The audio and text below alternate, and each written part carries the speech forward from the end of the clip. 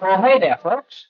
Welcome once again for something I didn't think I'd be back for, but well, that's a very bright. Okay. Hold on, fixing Anyway, it. Go on. as long as you can hear me, it's fine. Don't go towards the light. I'm there, and it's very balmy. Anyway, um, welcome. Because frankly, I didn't think I'd be here again, but this mod team said, you know what? That was so fun dying last time. Let's do it again. They'll never learn, folks. They'll never learn. Anyway, leaves me only to welcome you all to Mod-Thulu, a little thing here where we treat ourselves as our moderation team to a little horrors and scares. It's a spooky season, and, well, that's helped along by all of you wonderful people out there, throwing points and stuff for righteous retribution, for all the villain points and such that have been heaped upon you in days past and streams long ago. Have a character that died because someone from the mod team had him for a villain point? Oh, man, that might be a time to get that sorted. Certain storytellers you see up here on the stage inadvertently lead to a character death via their choices or those narrative they were telling. You know, maybe there's some payback in your future. Before we begin, a few notes because there's a lot of awesome people who have awesome things that go into making this thing possible.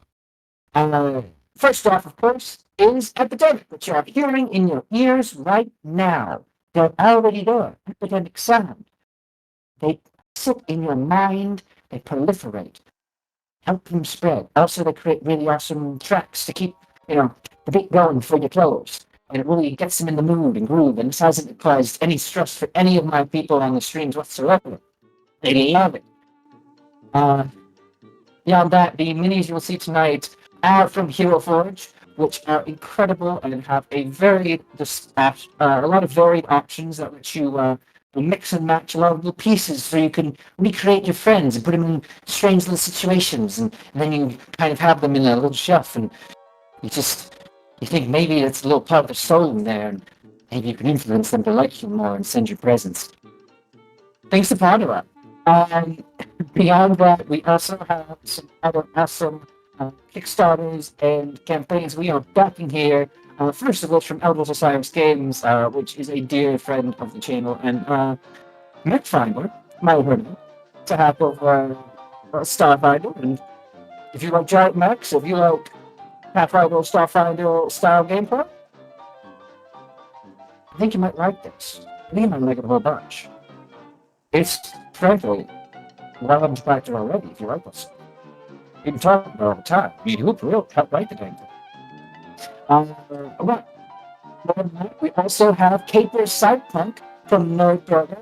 Now, if you, like me, are vaguely interested in TTRPGs in general, you probably really do enjoy the aspects of being superheroes, of using your powers to save the day, unless you're like, well, I'm not so well adjusted in my villain. I guess that's actually possible. But Caper Cyberpunk allows you to do a bunch of really awesome things in a superhero style game, and it's comes from an incredibly talented creator who's a good friend of some of the folks you see on the screen here. I won't tell you which ones. Maybe it's me. Maybe I just really want them other friends. Maybe I need to add to my collection of hero forces that could give me presents. Anyway, that's entirely too much out of me. Well, I'm Turk accented, and I have the distinct honor and privilege of being your storyteller for evening. I am not alone. Rather variety, rather a plethora, a cream of the crop, if you will, of people here to engage in the horror and darkness that is Mod-Thulu. And up for hand left alone, and I'm going to take off my little voice mod here so it comes through nicely. Call of Cthulhu, and it is a TTRPG and storytelling game that does pull from the Lovecraftian universe. As a result, this does carry some darker themes, including but not limited to mental and physical health of these characters being infringed and damaged. There's going to be some spooks, there's going to be some scares, but if any point this goes beyond fun little hubbubaloo, by all means, please take a step away, Give yourself time to recoup some sanity. Come back to us when you can. You are under no obligation to watch the stream if it's making you uncomfortable. This should be fun for everyone.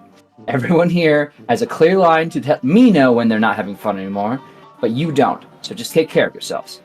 With that said, why don't we let our awesome people here who are totally not going to die, because that's all they've been telling me, said, we're not going to die, we're so confident, we're so cool. We've said the opposite. We all have good teeth. I don't know what you're talking about. Anyway, why don't you all go around the horn, starting with the one that's up here with me, and then going left to right on your screens, beginning with LC. Hi, I'm LC. You can find me at Optimistics on all social media. I'm not going to spell it. It's above my head. I will be playing Polly Lang tonight, reprising her role from the first Mod-Thulu, because I didn't die, but I am pretty sure she's going to die tonight, because I pestered Turk enough to give me magic spells, and we'll see if I use them. But I'm here to continue the search for my sister, who is dead. And I found that out last episode.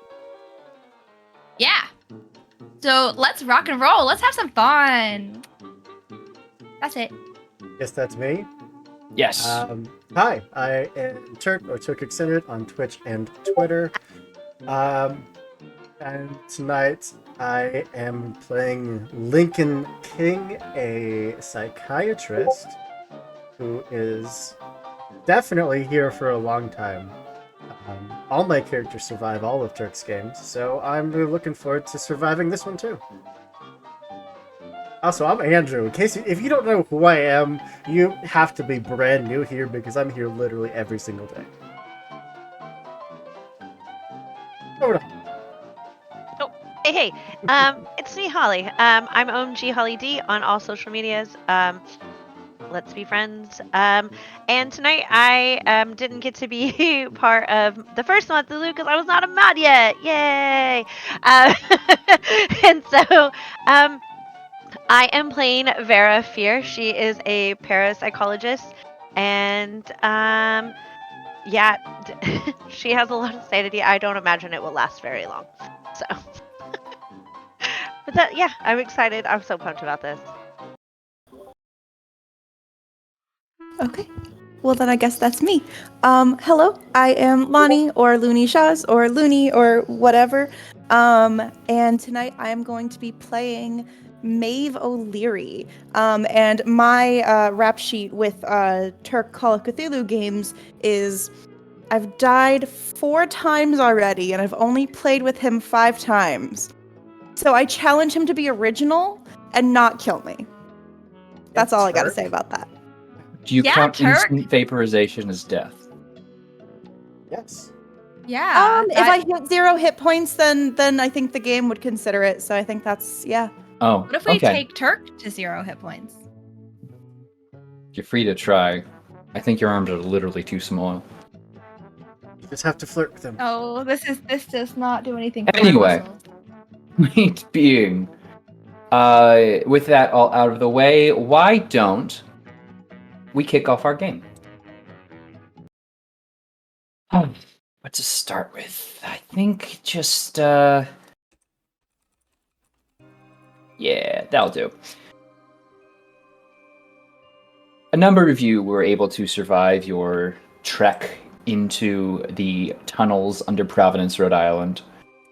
The encounter with the lizard men, managing to actually recover and find your friend and contact, Josh Winscott. 2 of you pulling him out. Just barely, frankly. Leaving those behind you to die. Or maybe worse, who knows? But you survived. And that experience hung on all of your heads. It was hard to be around each other with the memories. And the events, as they occurred, sent you all on very different paths. Some sought solace in as going as far away from the coast as possible. Some delved into ancient powers to protect themselves. Though those who stayed in contact with Josh were quite aware that he checked himself in to a mental facility at some point. Not an unreasonable move for one who had been kidnapped and held ransom and, frankly, almost made goop. But you haven't heard anything from him in some time. Now,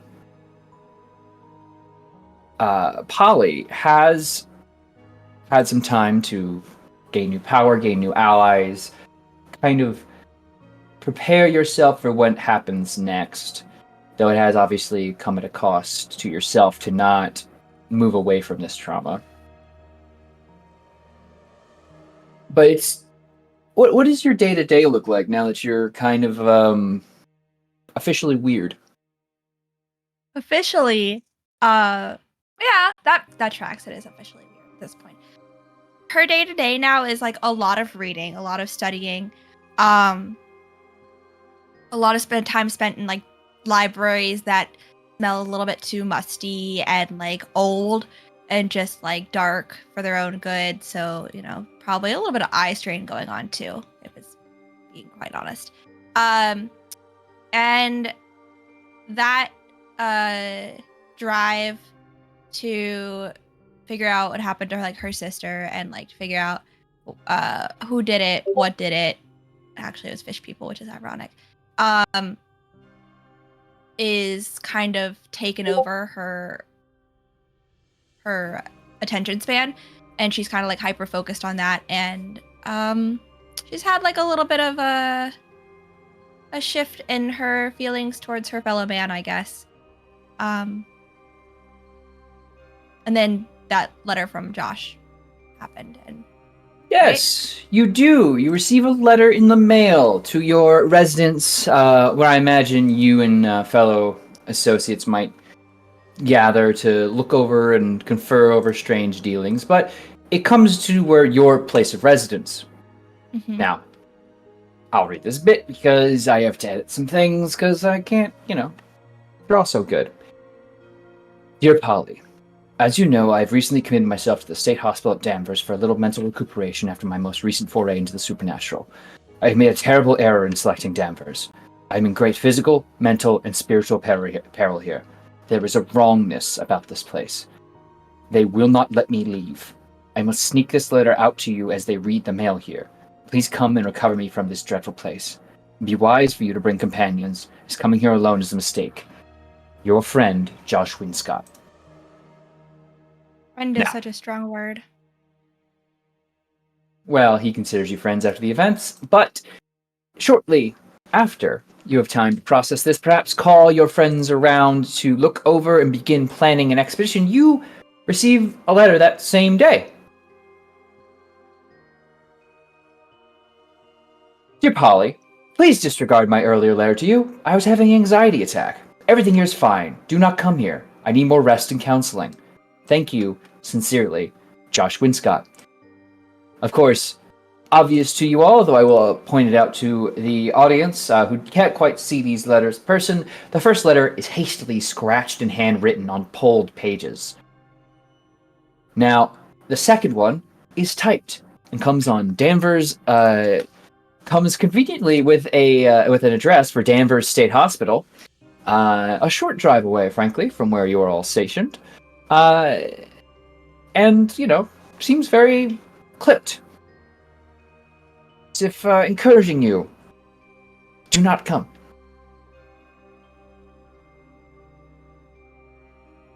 Now, I imagine you would have gathered some companions of sorts to perhaps to plan an expedition, and this would have arrived while at the moment you were all there in whatever gathering place you would typically be. So why don't you give me a quick idea of what that space would look like, and you can jump right into what your characters are doing immediately post Polly reading this letter. Yeah, guys, where do we meet? You set up this place. You tell us.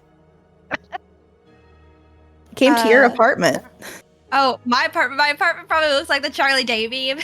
It's just like papers all over the walls and like some string and just like a bunch of like dirty dishes in the sink, which I think that was probably like that before she went a little focused on everything. She's just not a very neat person. Yeah, so if you guys want to make it my apartment, that's fine. I'll like push some papers onto the floor, like sweep them away so there's places to sit. Like get some tea going.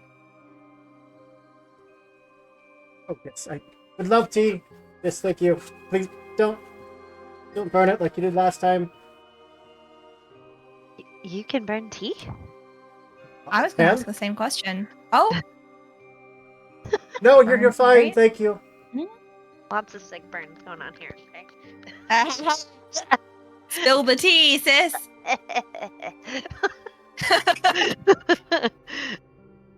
um. Well, I mean, if that letter came right, I'm assuming you read it out loud, yes, Polly. Yeah. Well, I mean, if he's okay, we don't have to go, right? I mean, we all have anxiety, and I've had panic attacks before, so it's fine.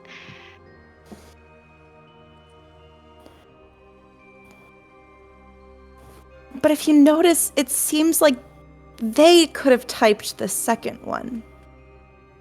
Oh, that's a good point. It's a little weird if the first one looks like it's ripped out of a notebook and now all of a sudden it's coming from official letterhead? Yes, they clearly did. My question is how that first letter got out. If they knew of its existence and...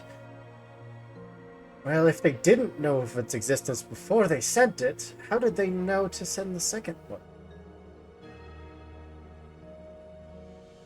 So- That is a good question. Holly, why don't you make me a intelligence check as a no roll? Yes, Polly, why don't you? Oh. You'd recognize that although Larry is a magazine writer, he usually in his he prefers, he kind of like separates his personal writings from his professional, and in any personal messages he's ever sent, he always has preferred handwritten. He never types letters to his friends. So I've known Josh for quite some time now. And he's always been a bit melodramatic. And big words, flowy writing, really sells it, right? Typed letters to friends, not his thing. Also, being punctual and precise, also not his thing. It seems to me these were most certainly written by two different people. The question still stands how they knew the letter got out, if we received it still, or maybe they wanted us to receive it still. So they are ensuring that we would come and visit, knowing that something was off. It's as likely an option as telling us to stay away, but sometimes telling someone to stay away is, you two are psychologists, correct? Guaranteed way. Psychiatrist. Yes. Guaranteed way. Get someone to come, yes.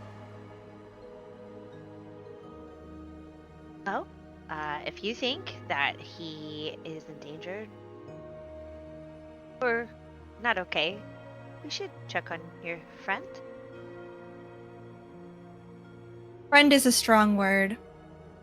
The last time he sent me a letter, it didn't end out too well for my friends who were accompanying me. But, What do you mean by that? well, 4 of us went in, and 2 of us came out. And Josh. I will note, given that this was addressed to you, you must also assume that Daisy might have also been sent one.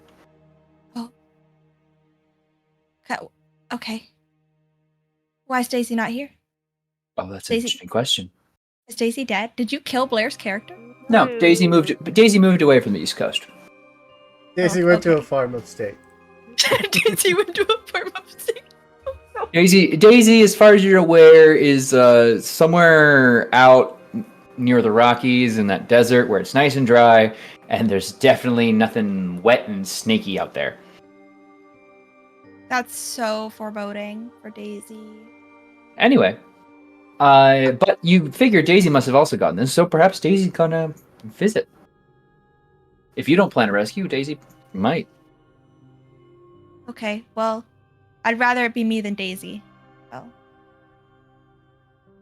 we should investigate. But yeah, four went in and 2 came out, and Josh too. I tried to leave him, but And you want us to Daisy. join you? You'd rather take the Yes. sacrifice of us dying this time? And he's Oh, writing you again? Why do you keep responding to I know. this nonsense? He's not too smart, and he's funny to keep around at this point.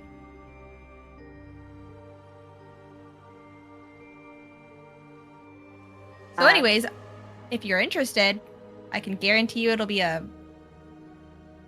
interesting time. Of course. Fun. I'm in. Safe. I'm No. In. I'm in. All right. Lincoln? Well, yes.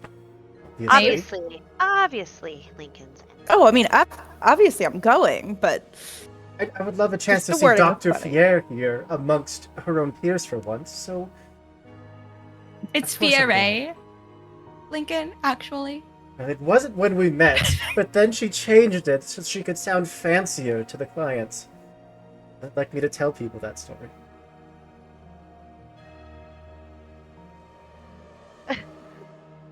I can't.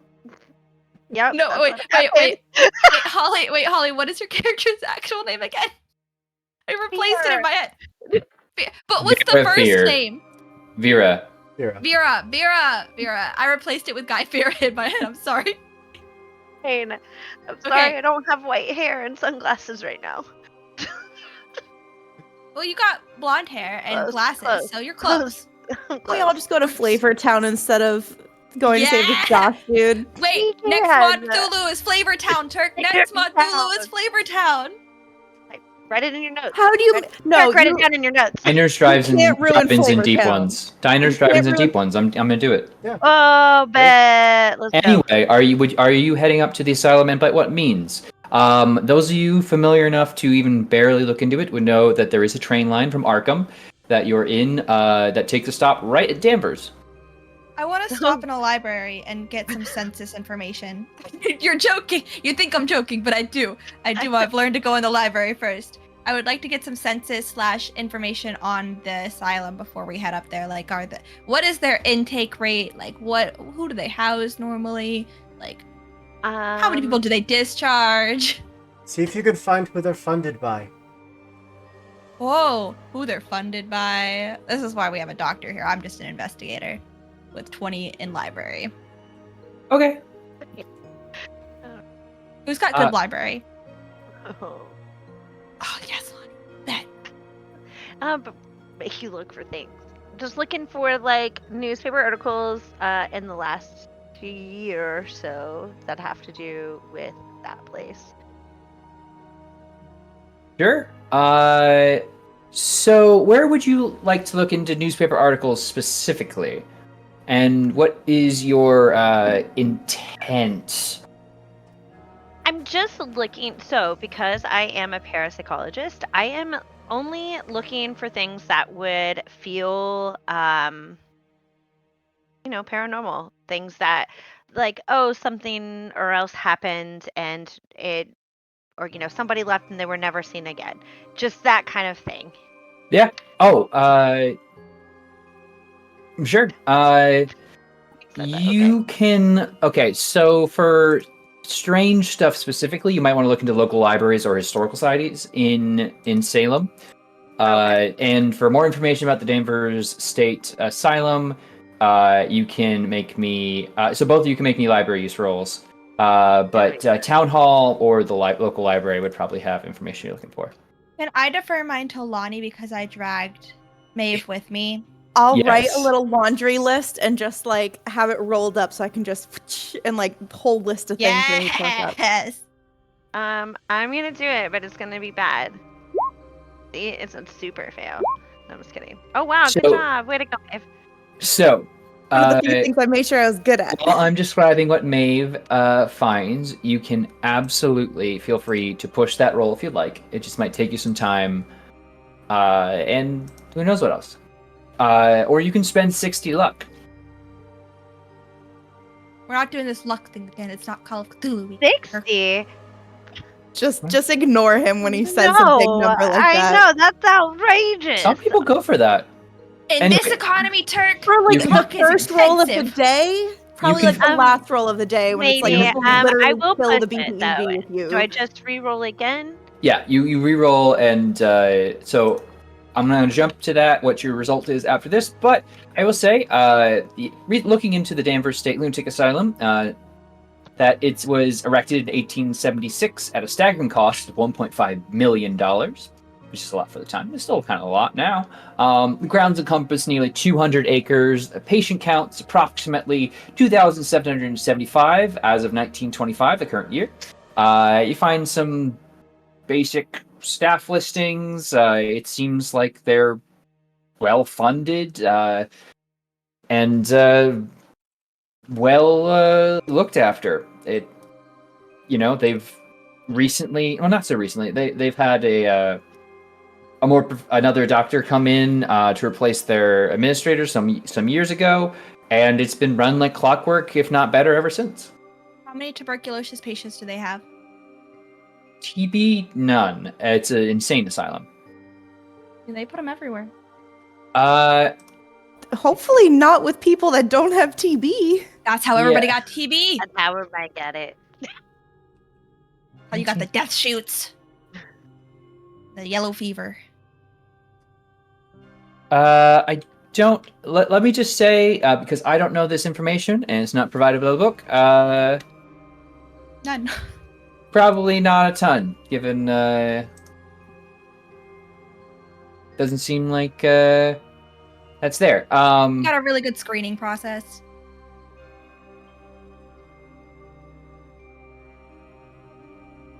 It seems like it's honestly been running very well, nicely, and making good money, and what was the push? I hadn't rolled it because I was Oh, waiting. give me a roll. It's okay. I still failed it. So close, though. You want to spend 4 luck? Yes. All right. Oh, shit. Oh, sorry. yeah, just make sure you hit it. Yeah, No that did. worries. So, looking into this specifically, sorry, one more thing. Looking into it, newspaper article reports that you find report the asylum is overcrowded and is a residence of last resort for many unstable, indignant citizens of Massachusetts. But honestly, they write that about every insane asylum. As for interesting details, the looking into some historical societies about Salem specifically, Miss Fear, you would find that the Danvers State Lunatic Asylum is built on what was once the homestead of Judge John Hathorne, lead magistrate of the Salem witch trials, and then personally responsible for sending approximately 24 witches to their trial, imprisonment, and death. Hawthorne was the only executor never to repent for his actions. And additionally, it seems that the construction of it had a high number of accidents and patient fatalities in the few early years, but that's tapered off, and it seems to have just been, written off as unfortunate supervisement by less than scrupulous folks trying to turn money off government dollars without actual care for their patients. Oh, today. Okay. I share all of that with my friends when we all come back together. Tell everyone everything. It's a bit weird. Some things that are weird. Took. Keeper, dear friend. A lot of assumptions there. No, go on. What's up? While they're being a bunch of nerds with dusty old books, can I go track down just like a shot or two of morphine? Don't see why not. Oh, God damn it. I'm a licensed doctor. How Also, casual. must The rest be of us are super looking at nice books. that you don't have to Lonnie. research because you're a dude. Lonnie, He's doing it again. We have to worry about poison again. Why don't you make me... Make me... Oh, gosh, how are you trying to go about getting all this stuff, huh? I mean, I'm 'Cause- sure I have suppliers. Yeah, I am less than- accredited, I am less than- licensed. Yeah, but morphine... Pretty common. It's Especially at that common. time. Yeah, I have I guess friends it in the is. hospital. It's like literally what they use for just about everything. Headache, here's some cocaine and morphine at the same time. You're fine. Get it from the hospital if it's legit. Don't go looking on the streets for drugs. Oh yeah, for sure, the hospital. Make sure your needle is clean. Anyway, you can head to the hospital and make me a... if you're just trying to buy it, or just trying to... I don't know, make me a social check of how you'd think you'd go about procuring this. If nothing else, a credit rating. I mean, I have friends there that would love to go and chat up, and by the end of the conversation, yes, my morphine supply is running a little low. It helps take the edge off some of my patients. You know how it goes. I'd love to If you're persuade. Persuade would work for a longer conversation here, especially since usually this would be done through official vendors and not just like under the table. But if you're like, I got a patient later on today, Of course. gonna need to be prescribed something, yeah, it'll push off any suspicions that you might have the shakes, like a coward.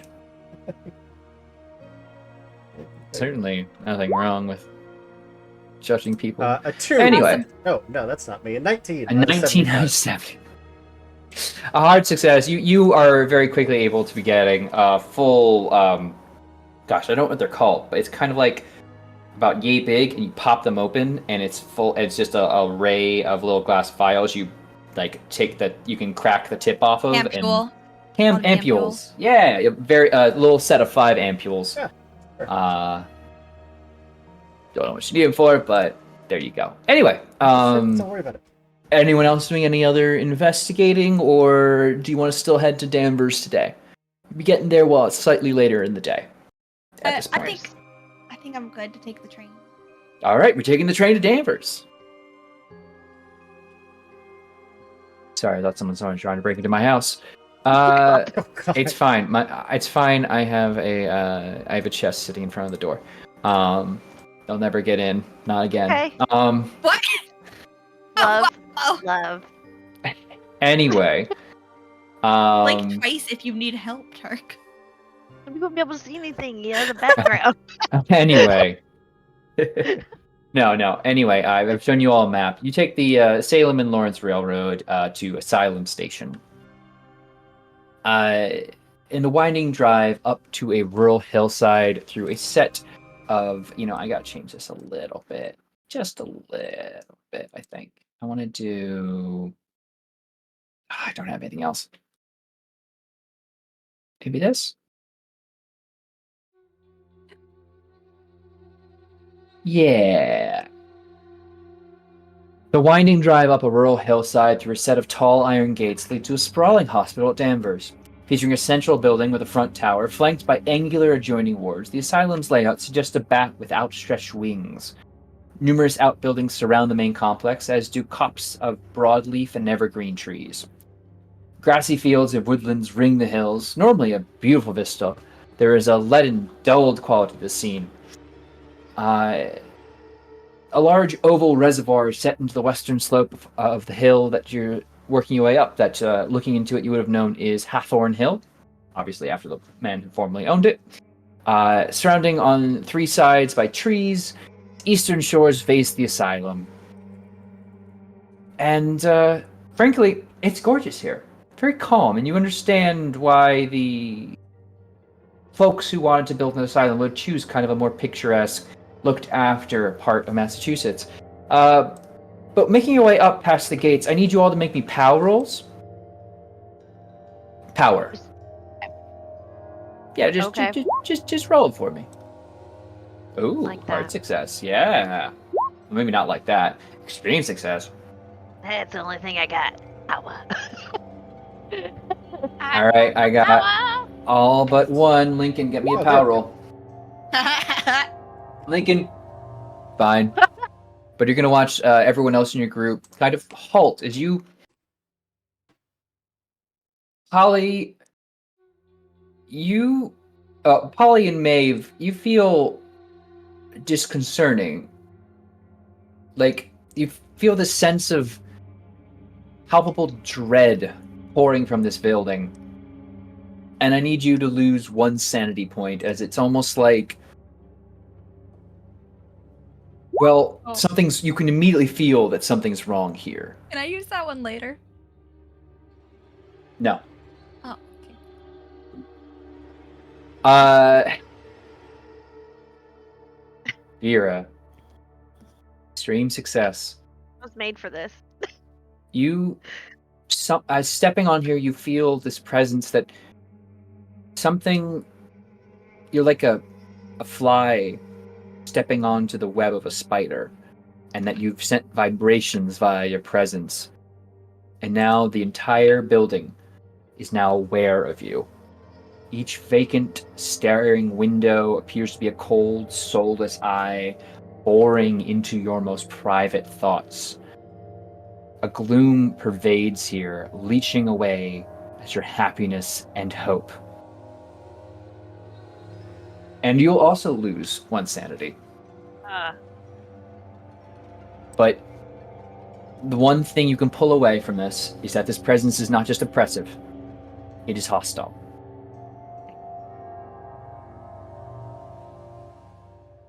But within the front doors of this, there's a cheerless interior of the central administration building. There's a strong antiseptic odor that immediately hits all of your nostrils. It's kind of matched and very easily tossed away by the fact that you can notice these floors are spick and span to a T.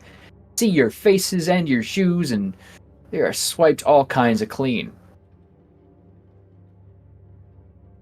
There's grill work over all the windows, though, and listless gown-clad patients slump in wooden chairs or shuffle about aimlessly around you, mostly looked after by attendants who are moving them from areas you would assume the various kinds of holistic or less holistic healing that takes place here.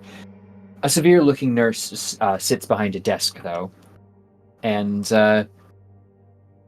will look up as the sound of the door at you all. As we are walking in, I would love to just, fall back like a step or two, just next to Dr. Fear. Doing all right? You paused out there. Yeah. Doesn't feel right. I know that you talk with patients that probably tell you this a lot, but feels negative. It feels Negative. dangerous. You Yes, don't it's feel an it? asylum. No, this is something more. I can tell you in the few years I've been doing this, I've never felt anything like this. And I trust your instincts. You say something is wrong, then something is wrong. Don't therapize. It's what I do. Not to your friends. Saying I trust your instincts. Something is off and we need to leave. Just say the word. Okay. Okay. I mean, I'm looking forward to figuring this out. I mean, surely there's got to be some kind of explanation, right? Yes, maybe this could be your very first successful case. Wow. So nice. Trying to lighten the mood. Okay. Uh, just be careful. I'm gonna tell everybody else to do the same. Of course. I will say that if the two of you are walking behind us, you will notice that Maeve seems tense automatically, so you might already start to get the vibe that she might have an idea that this place seems a little off. But Mm.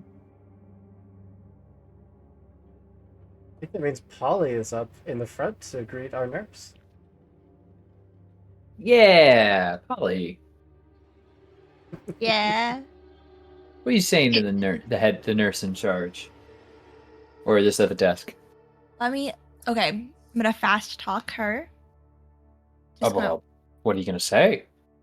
Well, I have to think about that for a second. Turk, sometimes I don't know what's gonna come out of my mouth. What? So, ever.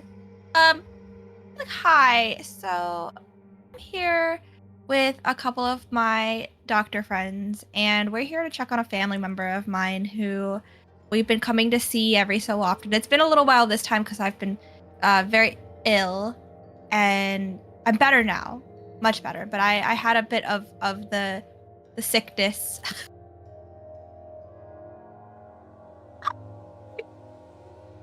I was rather ill, and so we're just here to check on them and to do a little visiting, and I brought my doctor colleagues with me. All three of them. Looks behind you. Hello. You want Dr. James Berger? First door on the left. She'll point over. All of you take them. All of you can also make me now a spot hidden. Well, I gotta plug my headset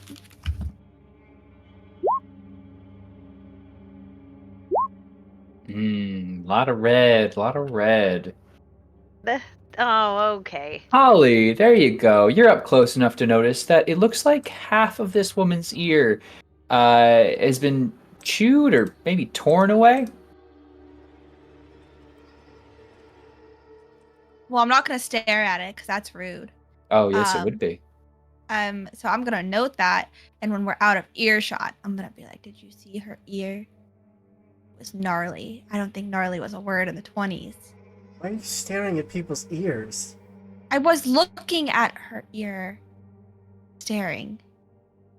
Pretty noticeable. You do find yourselves outside the door of the doctor. It wasn't a far walk.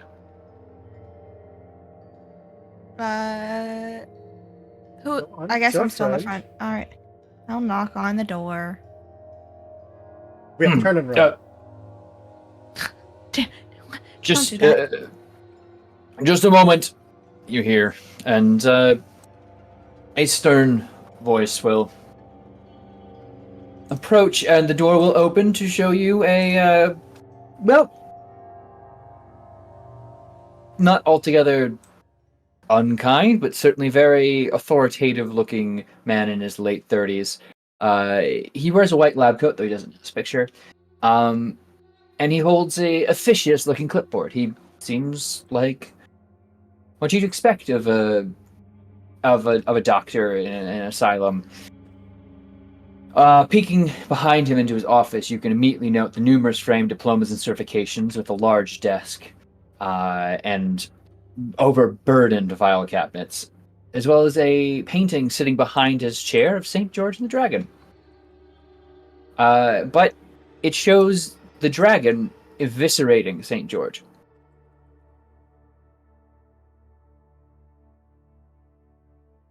Anyway, hello, I'm Dr. James Berger. How can I help you?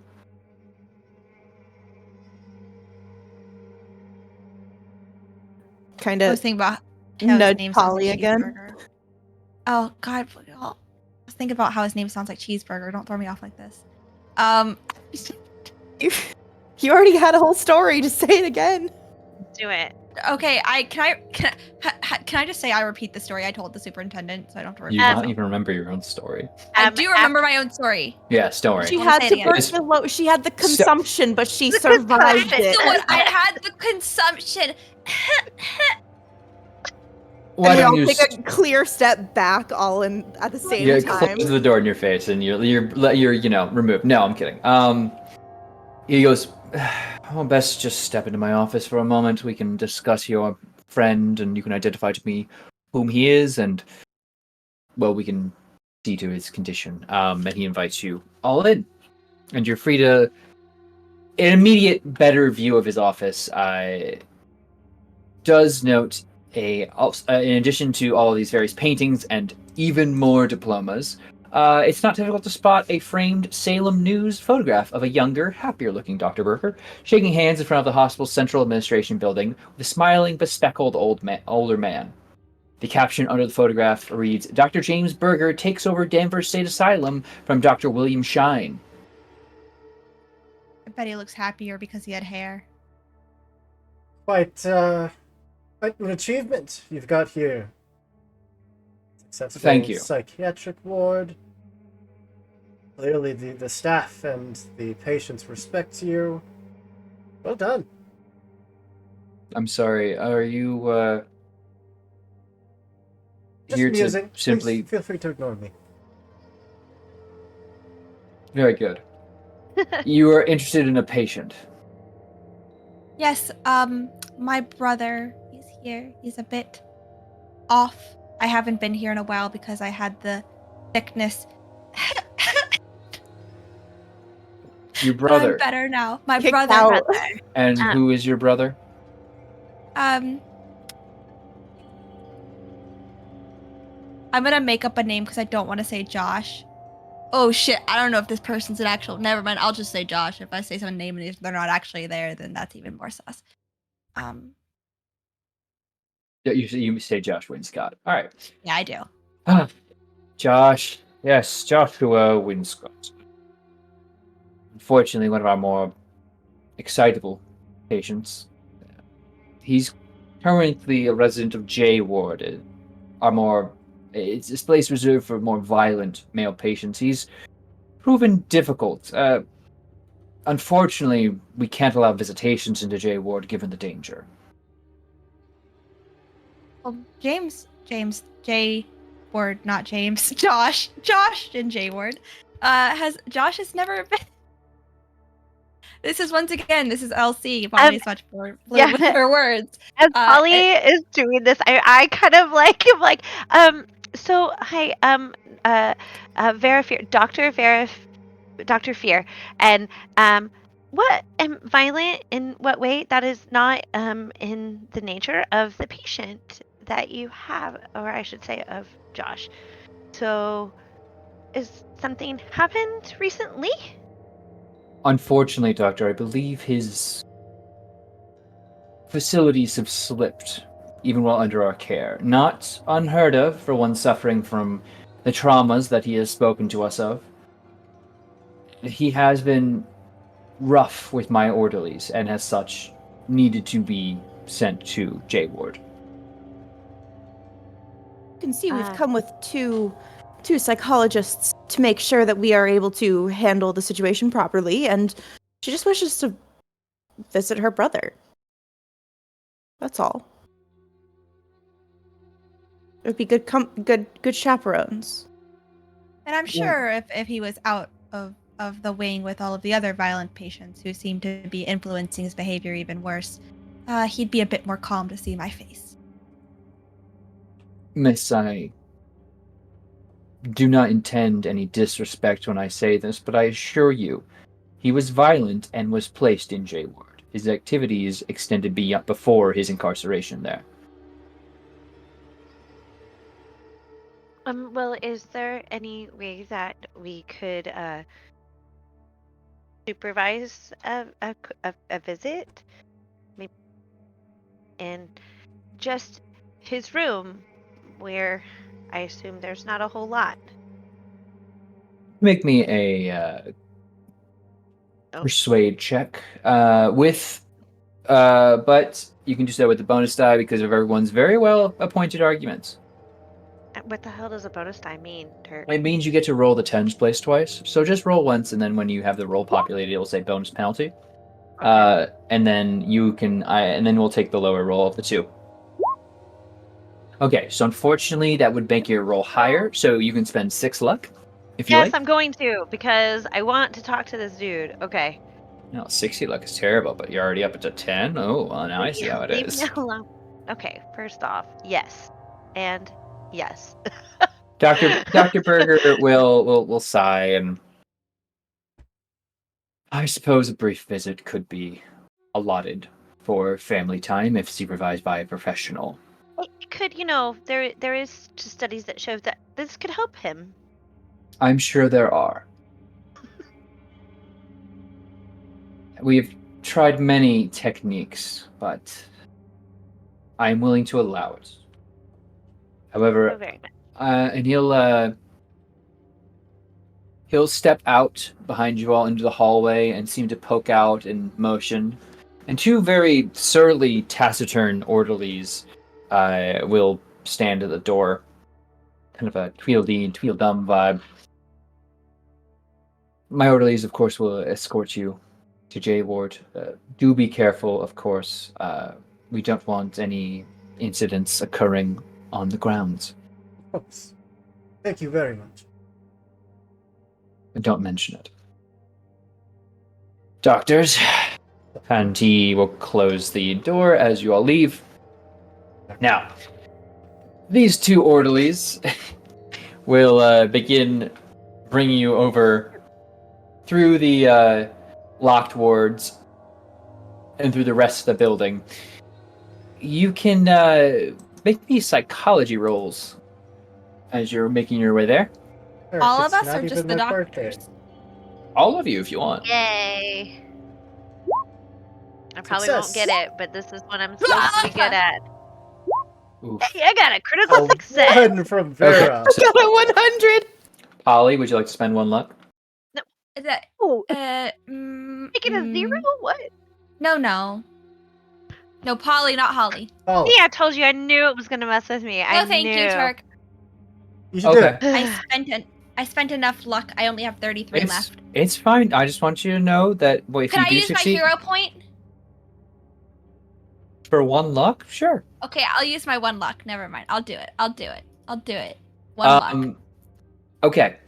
Obviously, a reminder: if you succeed in a roll, make sure you mark it on your character sheet because that will be improved if you survive.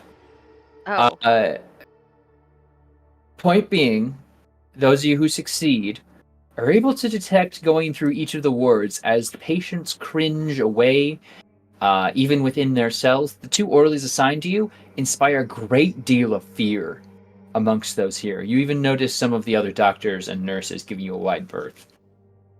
Specifically, these 2 orderlies. Yes. Gotcha. And none of the patients seem to react the same way to any other orderlies, just these 2. Well, I'll say this. As you progress further in to the asylum, the severity of the patient's conditions correspondingly increase. By the time you've reached J Ward, your senses are assailed with shrieks, sobs, and giddy laughter echoing down corridors. The stench of urine and feces is barely masked by strong cleaning agents. The doors have shifted to become metal, and well, frankly, looking in on them, a shocking number of patients here seem to lack, well, fingers, hands, or even limbs. One figure stands behind a metal door, stares out at you with raw, weepy, empty eye sockets. But Charming. I'm like, can I take notes on my notepad? no one's gonna stop you. It's a I'm free gonna take- country. I'm an investigative journalist, and I'm gonna blow the lid off this case while I'm here. So I'm gonna write down these notes about all the yucky stuff. Well, you are free to ask the orderlies or other doctors on staff here about the injuries of varying degrees as you enter J Ward. I don't. I want to talk to the patients. I don't want to talk to these orderlies. I don't like them. Talk to Josh. Well, as you all enter J Ward, I do need a sanity check because this is a horrifying sight. It's almost like you're amongst an army of the dead. My sanity's seeing- so good. Success, Oh, success, no. success. That's 6 Yeah. And a heart to this. No one loses any sanity. But you are escorted to cell J12, and within, you see Josh Widscott, looking sufficiently haggard and, well, he lacks the horrible disfigurement displayed by many on the J ward.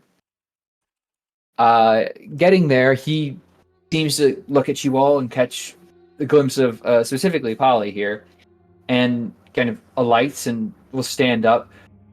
Oh, thank goodness you've come. I wasn't aware you got. Did I send for you? We're just here Yes. for Polly to see your brother, a visit that I feel would benefit both of your mental well-beings. Are the orderlies yes. still My within earshot? brother. Yes. Well, and he'll kind of like look behind you both as you realize the orderlies are still standing behind you. Yeah, but I'm, of course, so glad to have this chance to speak with my dear sister. don't let me interrupt. I will leave you to your private moment and just take a step back and just start chatting up the orderlies. They are not very talkative. What would you like Didn't bet to? they would be. They don't necessarily move away from the conversation either. Oh, no.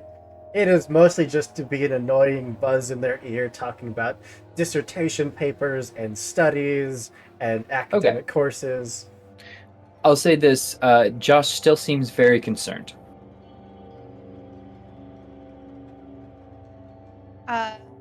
I would like to take the other two ladies with me and hook my arm like in Josh's arm and wave them along with me. Oh, And do you be think like, you can go into the cell? No.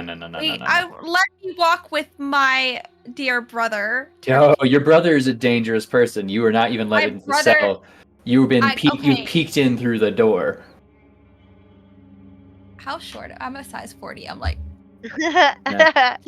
I'm rather tall, so You can be asked to let in, but no one's done that. so who do Okay. we would ask the orderlies? Yeah, yeah. Who's got the Okay. persuade? Well, I can try. I don't have it. Wait, hold on. Lonnie had some. No, Lonnie had fast talk. I mean, not good fast. I 35. Oh. Hoops I seemed got- to have a really good persuade. 70 persuade and 60 Yeah. fast talk. Let's. I have You're already 80 talking fast to him. talk. Just Yeah, you're already talking to persuade them to let us in. I would hate to be a bother. I know it might be a little against protocol, but we are here. You are here. If anything were to happen, we could respond immediately.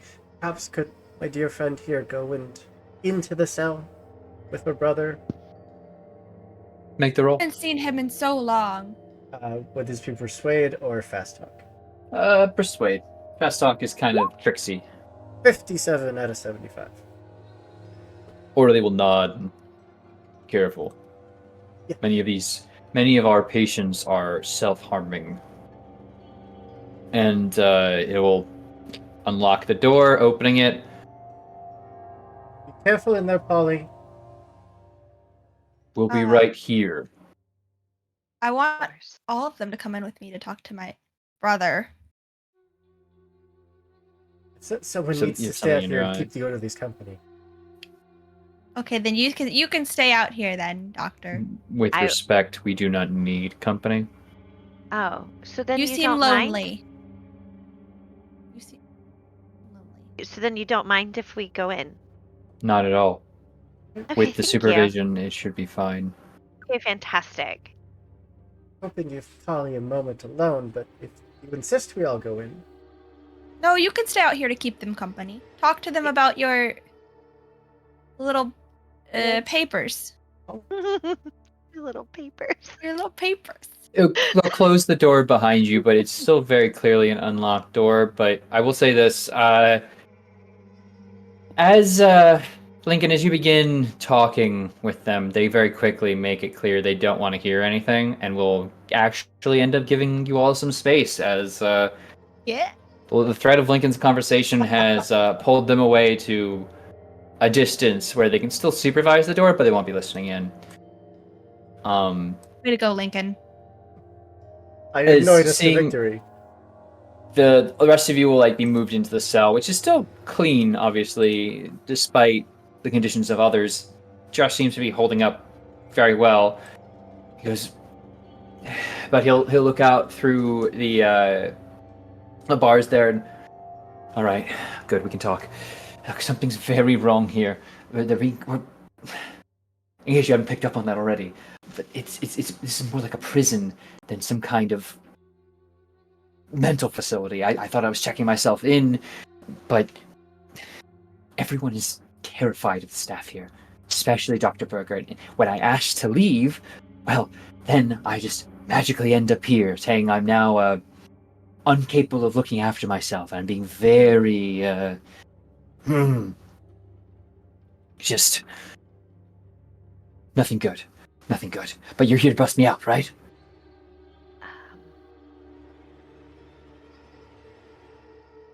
Polly.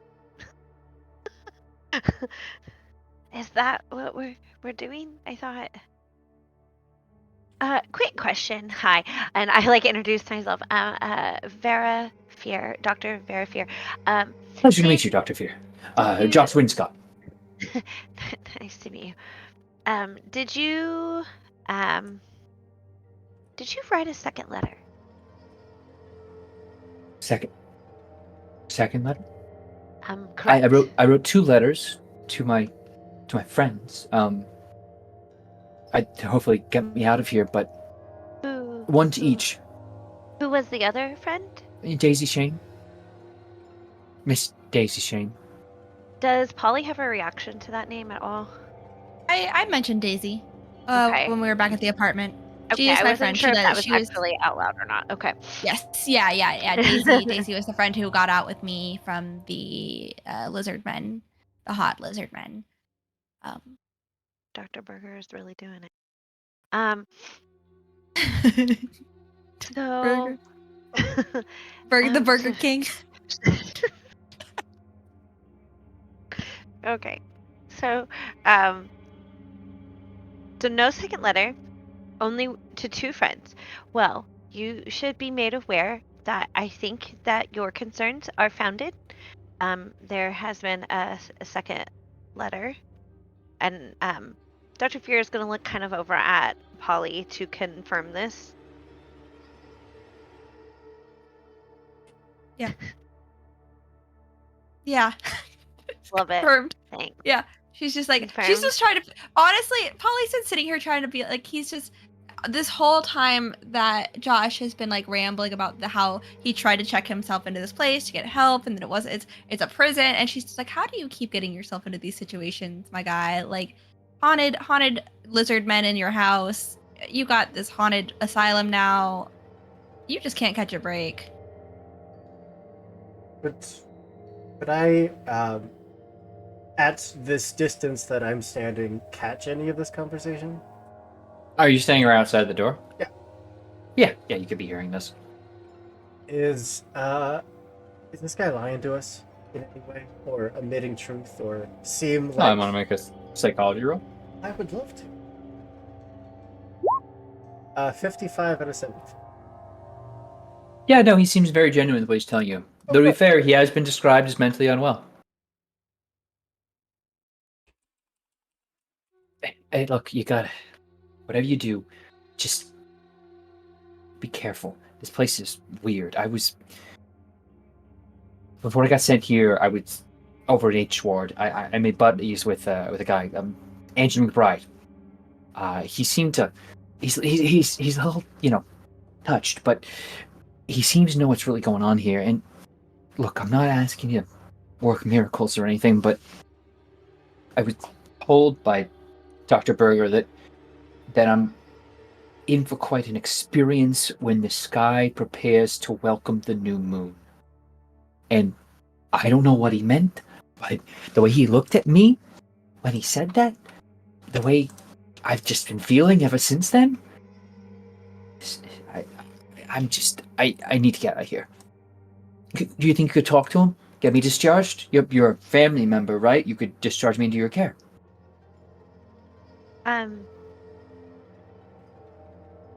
We can certainly try.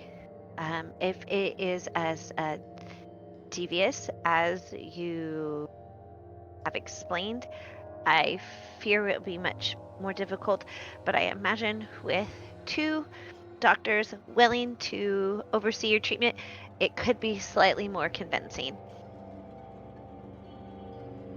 Oh gosh, that'd be really good. Great idea, Polly. Fantastic. Bringing 2 doctors. That hopefully it works. Truly. Can That was you? my idea, Josh. My idea. Good.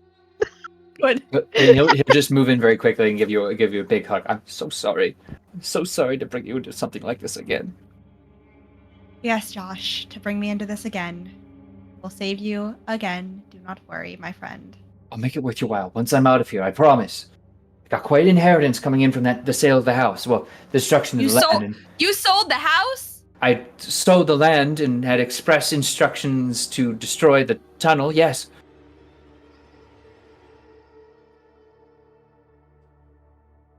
Okay. Mm-hmm. Yep. It should be fine. Okay. It was a real estate magnate. They're likely going to demolish the place anyway. We'll cross this bridge when we get out of here. Josh, you said your friend that you met over in which ward? H Ward, McBride. H ward. McBride. You might be able to visit him. I'm not certain where they're going to let you be, but I don't know. Just nothing's right here. You said the new moon? Is that what I heard? Did I? Yes. Welcome when the sky prepares to welcome a new moon. Yes. Turk, would I know by chance where we're at with that? 2 days. The lunar cycle? Okay, great. It's night now, so not tomorrow, but the day after. Day after tomorrow. Vera would know the lunar cycle. It's intended as a dig, I believe, just so you're... No, Yeah, Vera well, seems she's like the kind of person that would know the lunar cycle. Oh, she's never got to mind. know our star signs to make sure Yes. that we're compatible as a Exactly. team. Lincoln. Yes. Anyway, Lincoln will be the first to know if the 2 orderlies are walking back over towards you. Yeah, I once again appreciate that you have let them have this reunion. I know that our time is Open probably the door. nearing an end. Oh. Move. Yes, of Josh. course. And the door opens as whatever you're about to say is interrupted by the metal creaking open. Time to go. Wait, but there's no issue. Your visitation hours have ended. They were very generous in letting us get to this point. Hey. We gotta find out how to get to W block. It wasn't W block. Why did I think it was W block? That's not right. W is the opposite end of the alphabet. Is it J? No, we're in J. No, we're in J. Turk, where was the guy? H. Where's McBride? H. A, B, C. It'd be close. It's like 2 away. Okay, If it's there's 2 away. if there's any alphabetical sense to the layout, then it would be close. If there's any alphabetical sense. Is our visitation done with just Josh, or is it just as a whole? As I'm like trying to shuffle towards the door very slowly. It seems like your visitation is done by the presence of 2 large orderlies that Josh is very scared of and will move to his little corner of the room.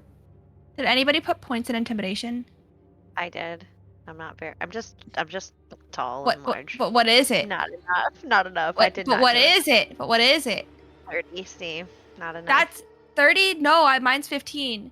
I want to square up to them though. I don't want to square up to them, but I do. I do.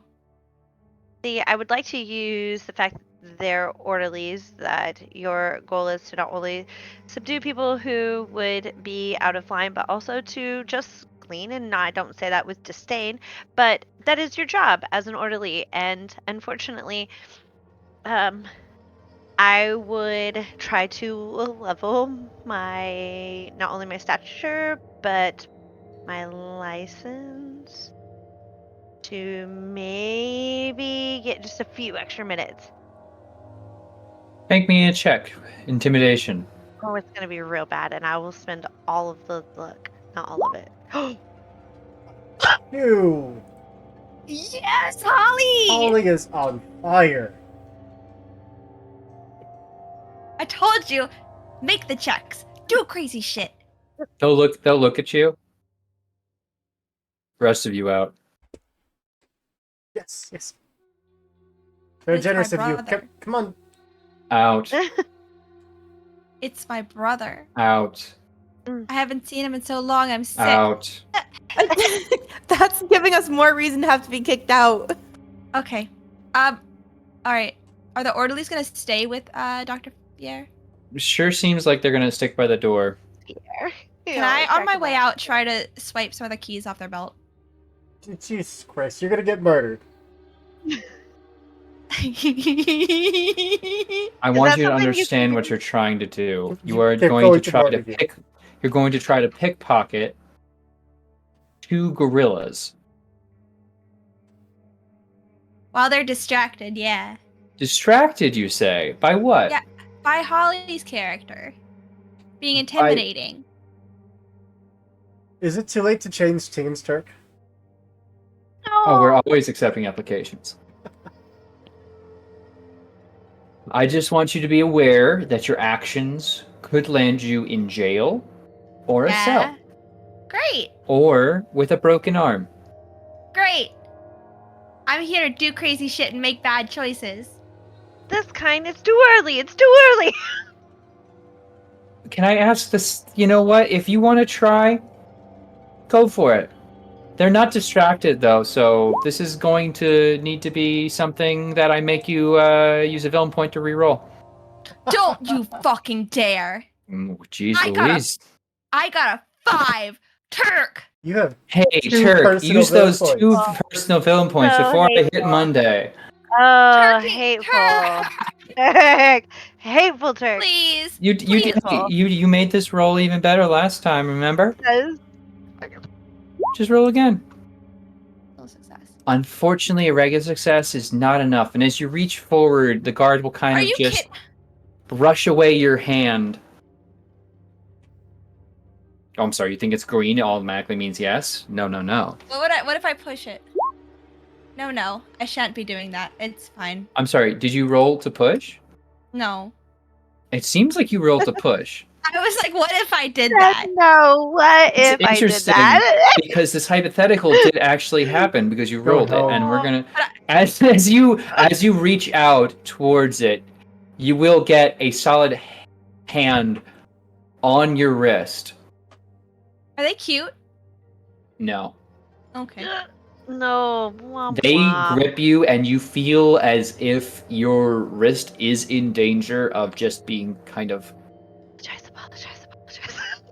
What Can are I you pretend doing? to pass out? Yes. I pretend to You pass out. can. Deception? Is that a Yeah. thing here?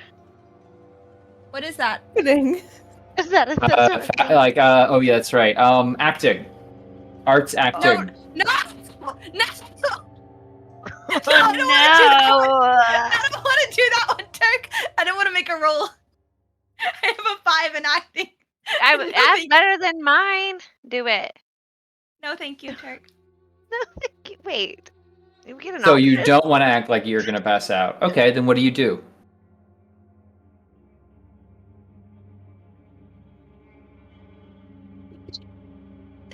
Wait, could I have a chance to dodge it? No. Okay. Let me look at what I can do. Isn't I even need to know a Turk's fault. plan. I would It- like to slap his hand and use brawl. As if to be like, no, What? don't touch me. You Isn't think? even Yeah. Turk's fault. Oh, okay. I see. Escalate the situation. No, I do it's like a fake little slap, like a You don't have to roll brawl. I'm so feeble.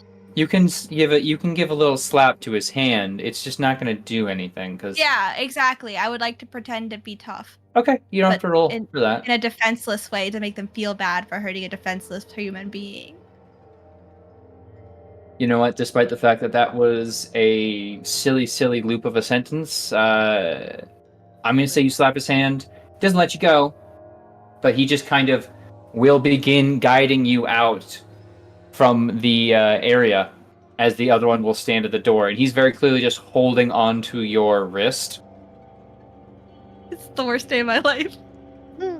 I mean, Suppose the rest of us get kicked out because yeah, of I know, Polly. right? Because Doc- of It's Polly. okay. Dr. It's Fear, okay. So good. Dr. Fear, what are you up to?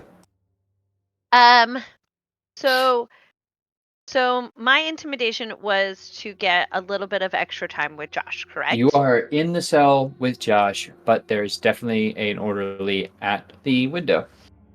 Okay, at the window. The door's shut, I assume. Yeah. Okay. In a hushed voice, Josh, I know that we don't know each other very well, and my time is very limited. But you said there's something not right about this place.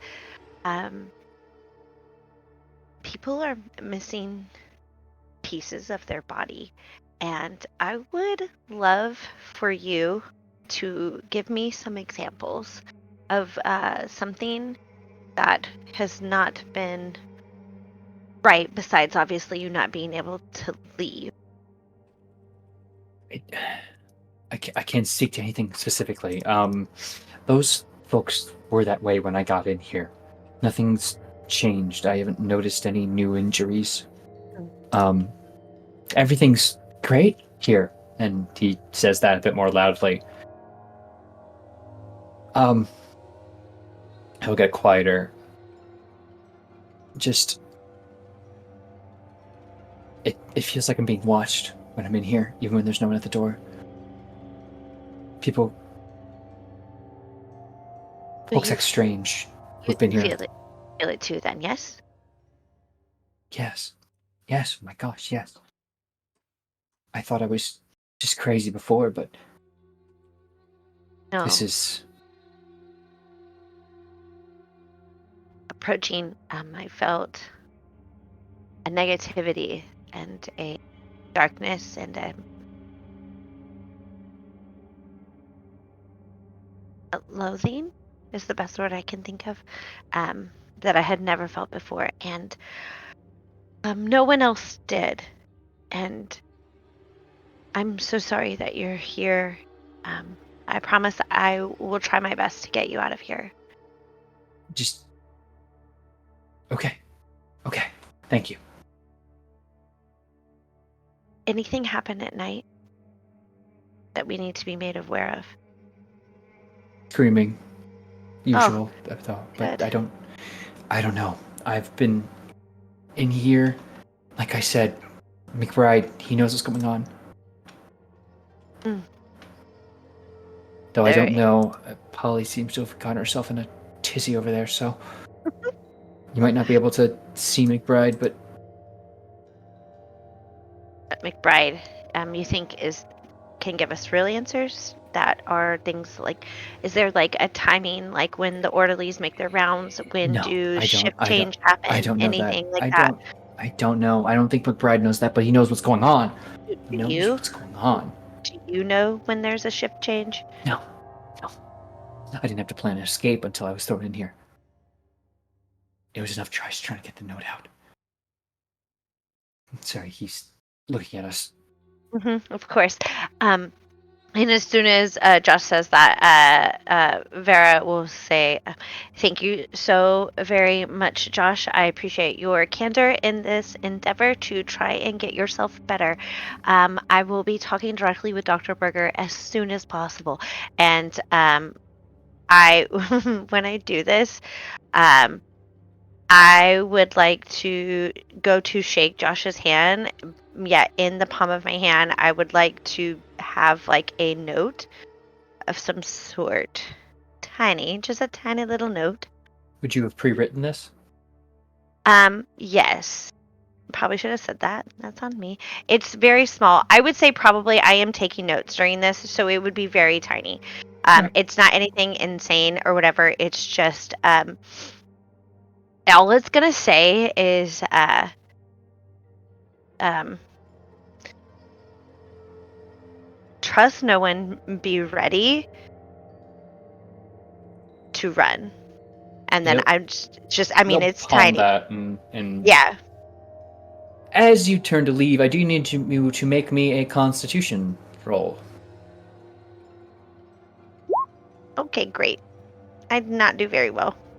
A sudden bout of weakness, and you begin making your way to the door as a sudden bout of weakness and chills just hit your body all at once.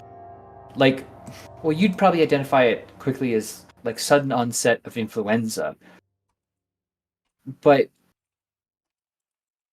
you just feel like this place has literally made you weaker. You look around for any cause, some window, but you just feel cold and weak, and you will lose 5 Constitution. Cool. Love that for me. Great. Gave you the sickness. He did give me the sickness. You have to do it too.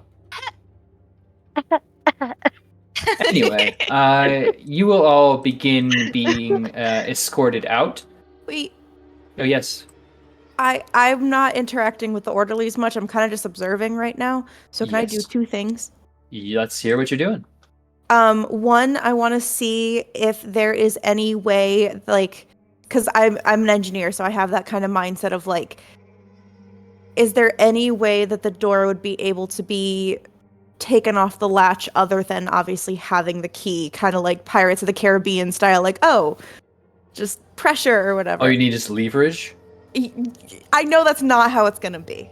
Okay, but Why don't you make me an engineering? cool. And then the second thing, I would like to see if I could take out the. Oh, yep, nope. These doors appear to be solid metal. The best guess you'd know is to Cool. get the lock going.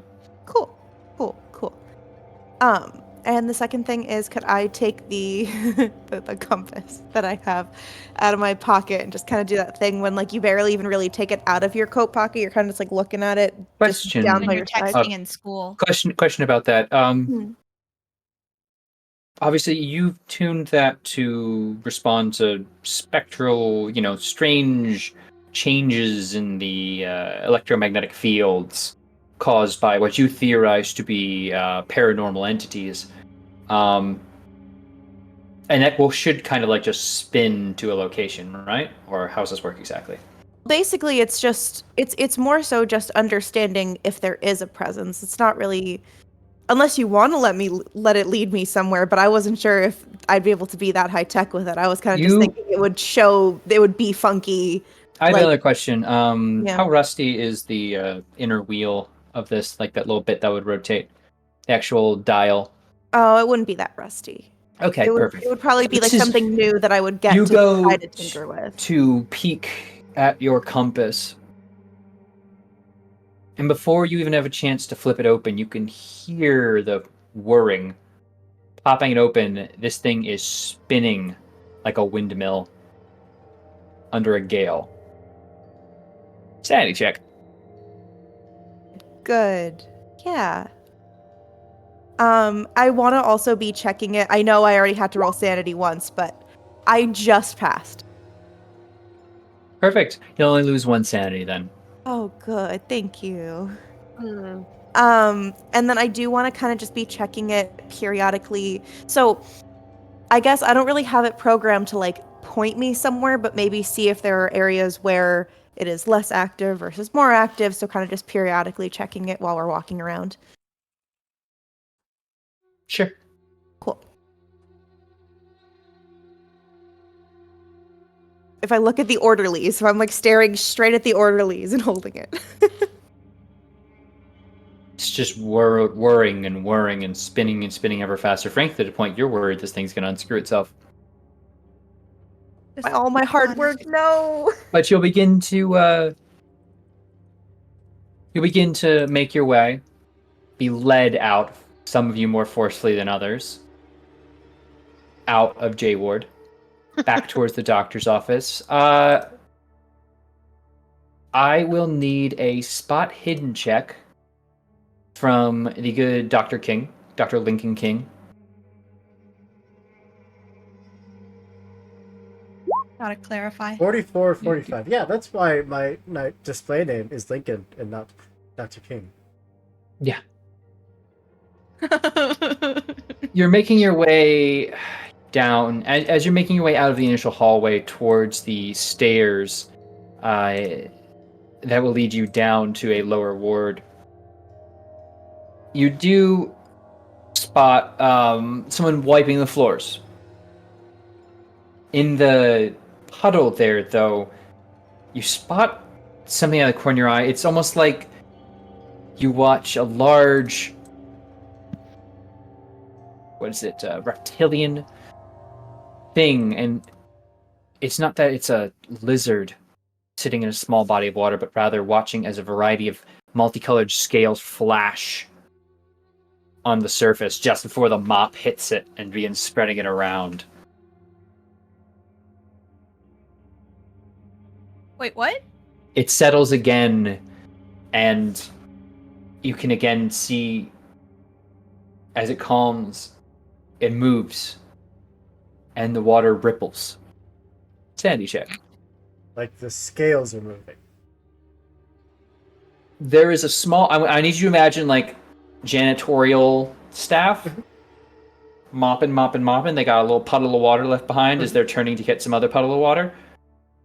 It's like almost something really big moved through that little puddle, and it disturbed it. Jurassic Park style. Oh. Like a shark breaking in with a fin just below the surface. Like a port. Oh. Sanity check. 95 out of 30. Okay. Let's Almost see. had it. Almost. Super close. That's going to be 2 sanity. 2 sanity, not 4. It's a D3. Don't worry. The water itself, as you look at it, seems to have an odd blue-gray tint. But doesn't make sense. Anyway, you're all. Do I notice any? Do I notice the way that Dr. Lincoln King is behaving or behaves? Dr. Lincoln, do you make any great show of what you're feeling? Probably Okay. nothing that the normal person would see, but probably something that Vera would notice. Like, you know that whenever he's walking around someplace, even if he looks aloof, he's very intently taking in details, and just him for even a few seconds focusing on something would be out of the ordinary. All right. Vera will take note of that until we get outside. Well, on your way out, I will note you are. Well, 2 things will happen. 1, you are shoved in front of the doctor's door, Dr. Berger's door. You'll open it. I trust that your visit was sufficient. Uneventful, in fact. So, yeah. Much to my surprise, given your astute description of patient Josh. His name there we go. Bouts of lucidity are not uncommon or unheard Of of. course not. But I assure you, he is quite delusional and dangerous. would you be opposed to sharing delusions in which he's experiencing? Because I didn't exactly notice or note anything of that kind. Well, of course, there are the hallucinations of snake and lizard people, That is concerning. as well as fears of a larger reptiloid that he's noted as being some source of fear in private sessions. An It uncommon phobia. not as uncommon as one might think.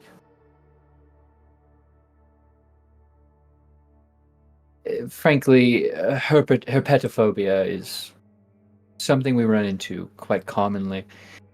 Though, at this level, and causing this kind of, well, delusional rage, it is concerning, and you understand that I can't discharge him to even one of our more safe wards as of yet. Would you be willing to transfer care privately? No, I'm afraid not. Our staff here are well equipped to handle this sort of business, and I think a change of venue would only raise the risk of further issues. Clearly, being moved here was just the first stage for him, accepting the help that he did, and our work has brought ourselves into a deeper issue that he's dealing with. And while he is in that state, it's unsafe to attempt to move him.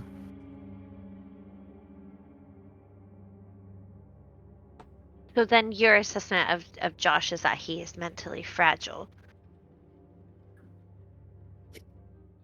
I believe he is deceptively fragile, yes, like a frozen lake. If we attempt to cross it now, we may very well plunge in.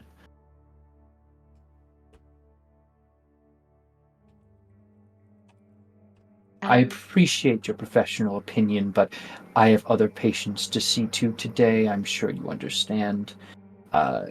It's been an honor having you here, of course, Doctor. Doctor. Doctor. If you have any other requests, you can, of course, telephone my office as needed. We're in town for a while, so you'll be seeing us tomorrow. I would No worries. suggest I would not recommend making Oh. yourself a Why is frequent that? visitor. We find that associations of repeat visitors could incline one to behavior that would throw off our own studies and clinical processes. You understand that if he acts well when you're around and you come often, we might get the wrong idea, and when he is released into perhaps his sister's care and you take a trip, something terrible might occur.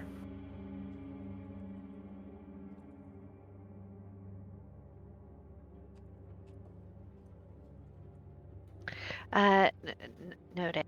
But I do believe that with the way things are, ultimately his sister gets the final say on whether she. Your opinion and final say is appreciated and noted, Doctor.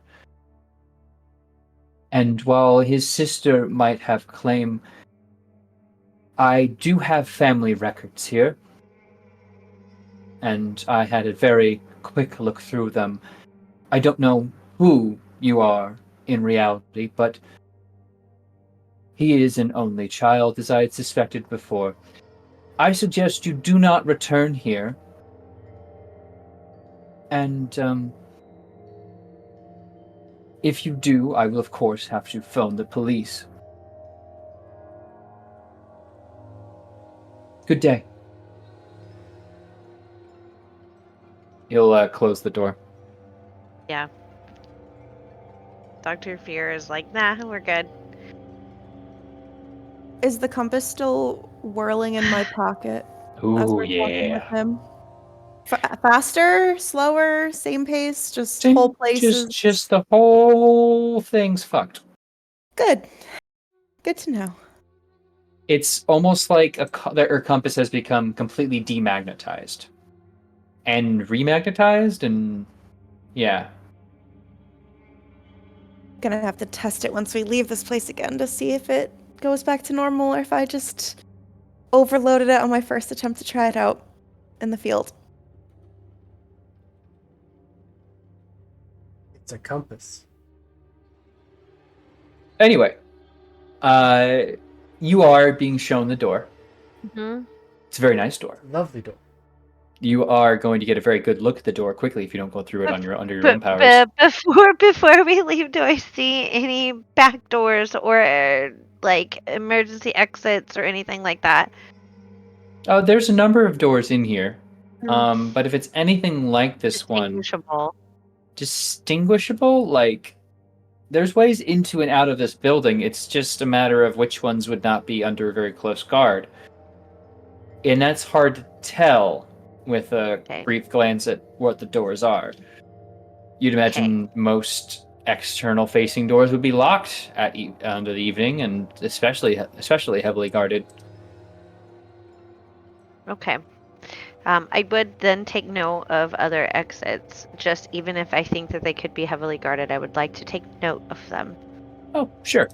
On your way out, as you're doing it, you will, of course, also note some other patients, and Do we notice anything weird happening as time one is of winding them's down? drawing a weird sketch of like obscene creatures. Probably just nightmares. Oh. Anything that looks like the dragon from the Or doctor's. like, There's yeah, kind of picture. it's kind of like a toad with wings and more eyes than is normal.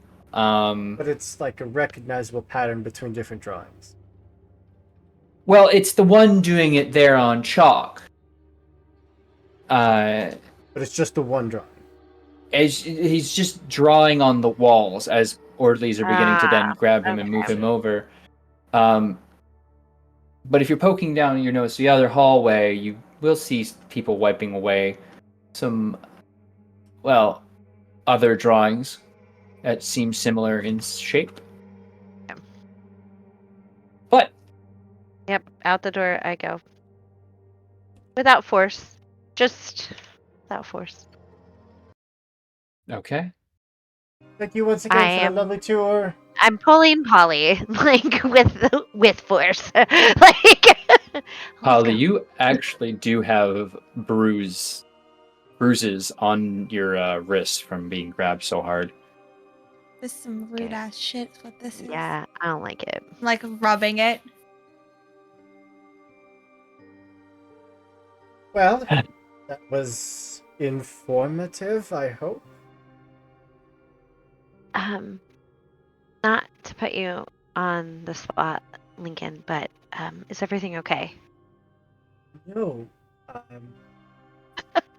No. No, quite the opposite. That place is a slaughterhouse. And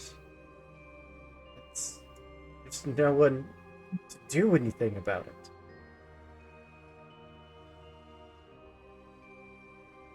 I What do wager you mean? that even the vast majority of those people in there don't deserve to be in there. Oh, Well, it's a good thing we're here then. And what do we intend to do against an entire institution? Find the source of the paranormal activity, see if there's somewhere it has a chokehold on the whole place, and take it down. Paranormal. It's just people That being greedy. That entire place was riddled with just more than simply people mistreating people down in their luck. Vera, you did not get Maeve hooked on those books. Oh, I was already no. interested in this beforehand, good. and having a parapsychologist right next to me just helps even more. And I must add that if Josh was writing us about something going on, he did that once already, and we all saw, or I saw, how that ended up, and I am quite inclined to say that his judgment is usually correct on these things, even though if he doesn't quite realize it himself. I am actually inclined to agree. I just see a pattern of behavior with Josh based off of what Polly has shared with us. Lizard people is new to me. I will think your admit, assessment was correct, Dr. Lincoln. admit that it may have been just minor claustrophobia on my part. Perhaps some of the psychosis was rubbing off on me. But there was a moment where I thought that in a very small puddle of water, it did appear as if something large was moving within it, which is not possible. It is a puddle of water. How large was it? Like, You could not step in it. Your foot would sink half an inch. Quick point of order. I'm assuming you're saying this as you've walked off of the asylum. Yes, Okay, as perfect. we are out. Absolutely. We're taking a polite stroll along the grounds. Yeah, well, if you're going on the grounds, that's quite different than getting think off we the grounds. leave. Yeah, I think going we down. leave. I would the say wall. We're down the outside. grounds. You're down towards the going towards the train station. Yeah, I just need to ask yeah. because maybe you will know as soon as you step through the gates, your compass seems to settle. I was kind of worried that after the whole thing with Vera feeling cold and as if she instantly had the flu would keep it going. So that's. I'm Very- also. You still feel like you have a bout of influenza hitting you. Okay, great. You guys have that song from Pocahontas stuck in your head with the compass, and it's like, listen with your heart. No? Okay. All right. So now hearing that there was a supposed lizard person sighting, is there anything that seems like it ties in with the drawings that are being drawn, considering they look like frog, reptile-esque things? Does that seem to be a connection anywhere, or is that like... Sorry, one more time, run that by me. So Lincoln mentioned the potential presence of some kind of lizard reptilian thing. And now there's also yes, okay, so there's a dragon, and you said there's a picture of a dragon in the in Dr. Berger's office, and then there's also people drawing pictures of toads with many eyes. Does that seem like a pattern? Does it? Is there anything I can roll to see if that seems significant? Is what I'm trying to ask. You're trying to see if there's some possibility of connection between all of these three. Now, let me ask you, because this can be a player knowledge thing. Do you think there is? Do you think there's a connection between the presence of something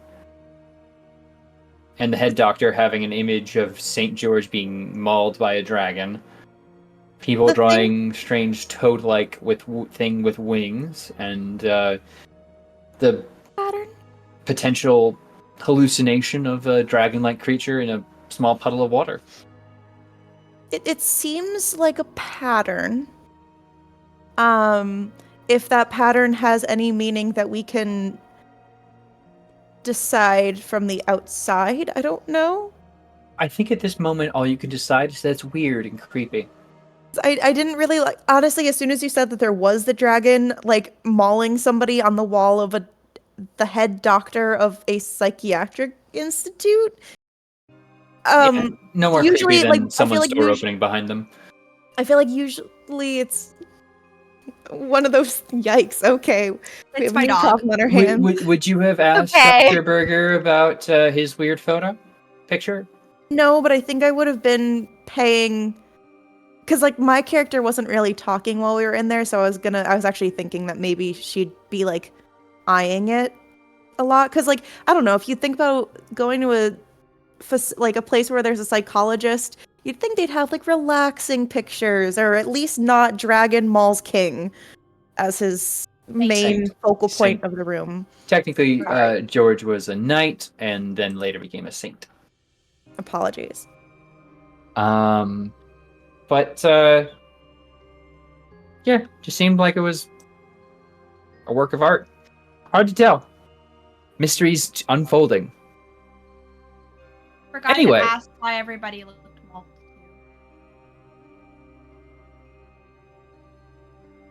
There's always next time. You can't go back into it. Well, unless you look different, I guess. I don't have any points in disguise.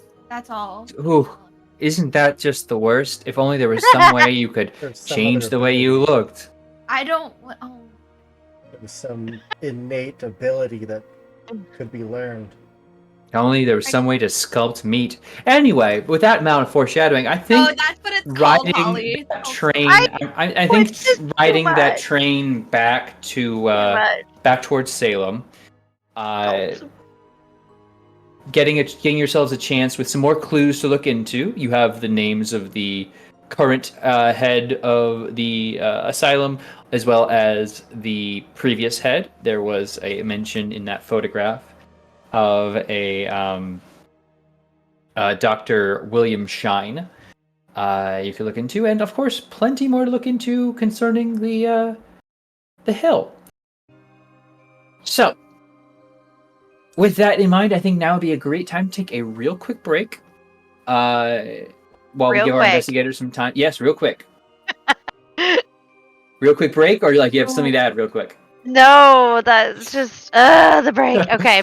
We'll do a real quick, I promise you, very quick break, because our investigators are clearly very eager to come back in. I'm very excited to hear that. Makes me feel good inside, and means the horrors will come on faster than you expect. Anyway, let's hope they're let's hope they know what it means by the welcome when the sky is ready to welcome the new moon, and that matches up with their moon charts. Anyway,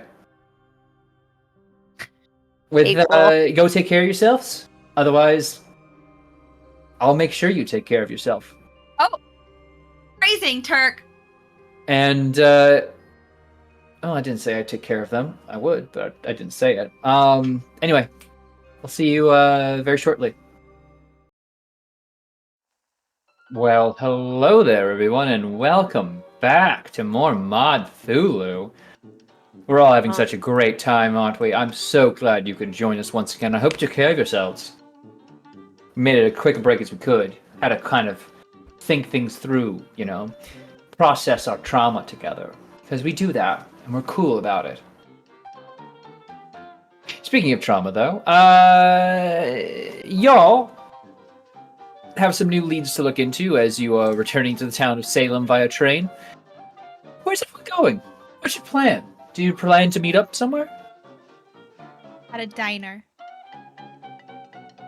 Then give me a name of a diner.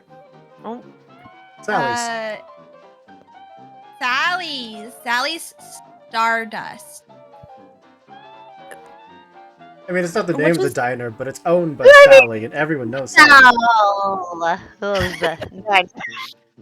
Isn't Stardust the one that has the people singing as the waitresses Yes. in New York City? Yeah. No, okay. That's Starlight. Starlight. Well, Sally's is a small plot out near Palmer Cove that you can definitely meet up on. Good spot for locals to get away from the crowd. But yes, where's everyone going to look into things? Well, I know that Maeve and I were gonna go look at the art and into the dragon lore. Back to the library. Well, I'm while you're going- there, would you look into the previous warden of that establishment?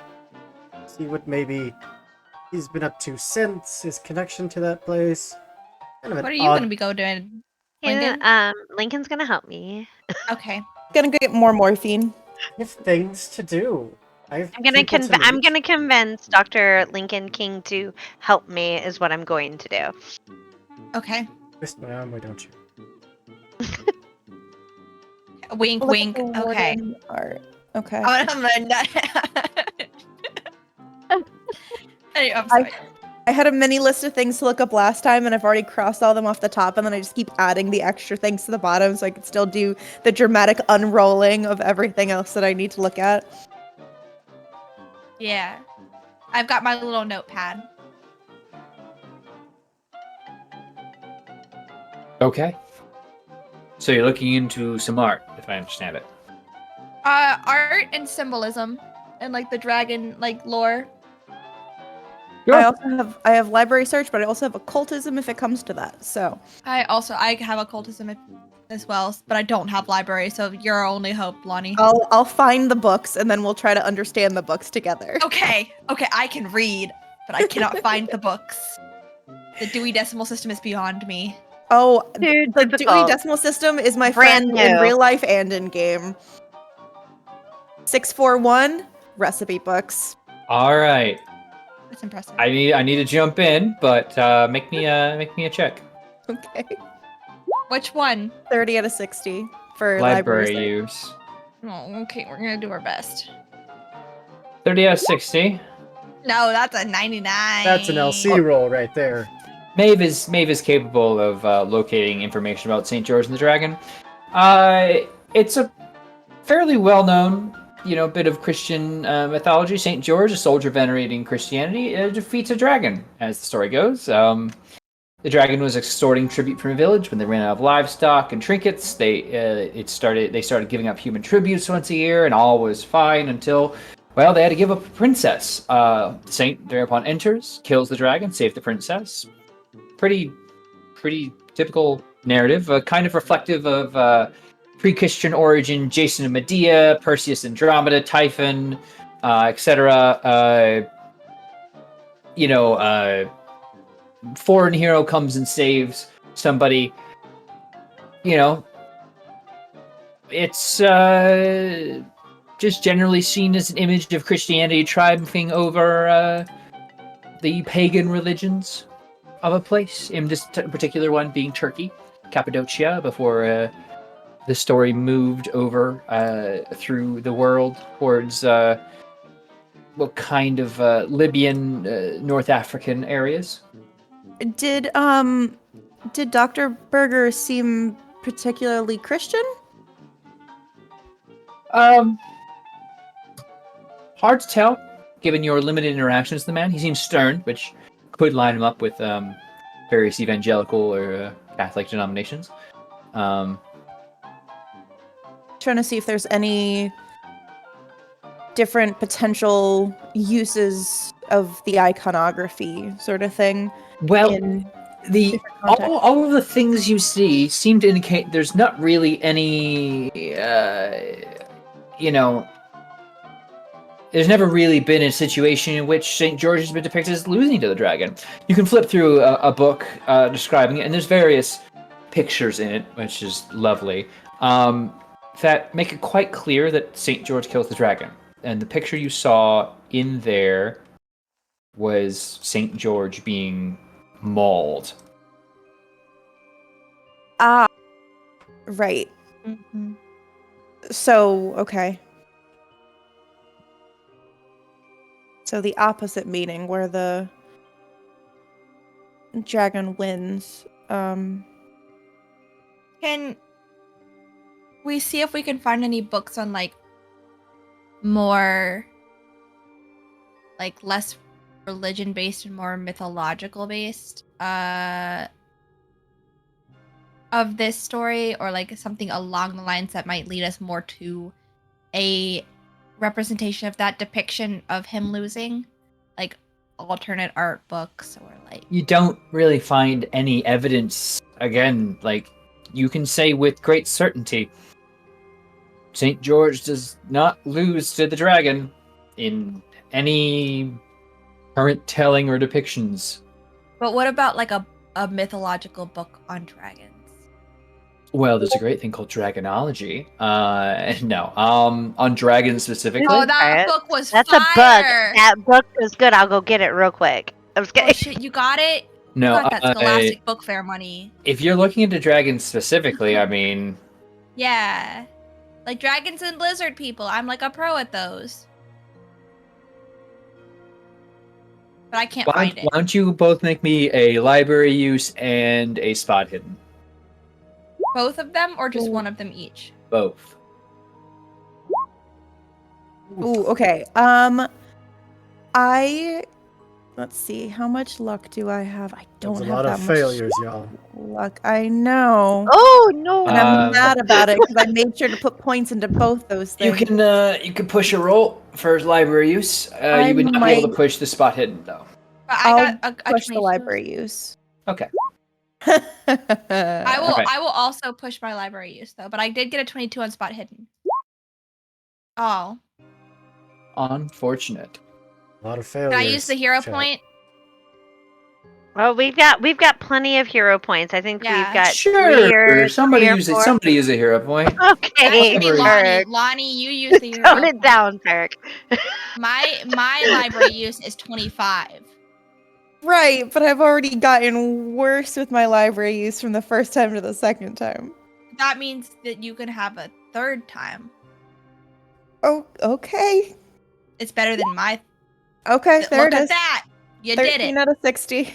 Perfect. Ooh. As you find an area looking into dragons, specifically the origin of dragons, of course, coming from the Latin draco, meaning huge serpent, and further being derived from the ancient Greek drakon, meaning serpent. Well, you will get some information about dragons, which is cool and interesting, and I think is very useful for your overall information. But more importantly, Polly, you will notice at the edge of your vision that someone's staring at you. Like. Like I wanna- peering around a corner, kind of like watching you. Can I get a description from the corner of my eye, or do I have to actually turn to look at them to get? It's Like, hard to see. You just notice that somebody has turned and looked at you. Can I really subtly turn my head to try and get a better view without hopefully not spook them? You know, like how you do when someone's looking at you and you're like, I'll say as soon as you begin to turn your head in the direction, the figure will fade back. But I take an intelligence roll. all right. What'd you get? So Extreme smart. success. So smart. Dream. That sure does look like one of the asylum staff you saw. They're just wearing regular street clothes, but they seem to have moved in between the stacks. I want to inform Maeve about this and be like, hey.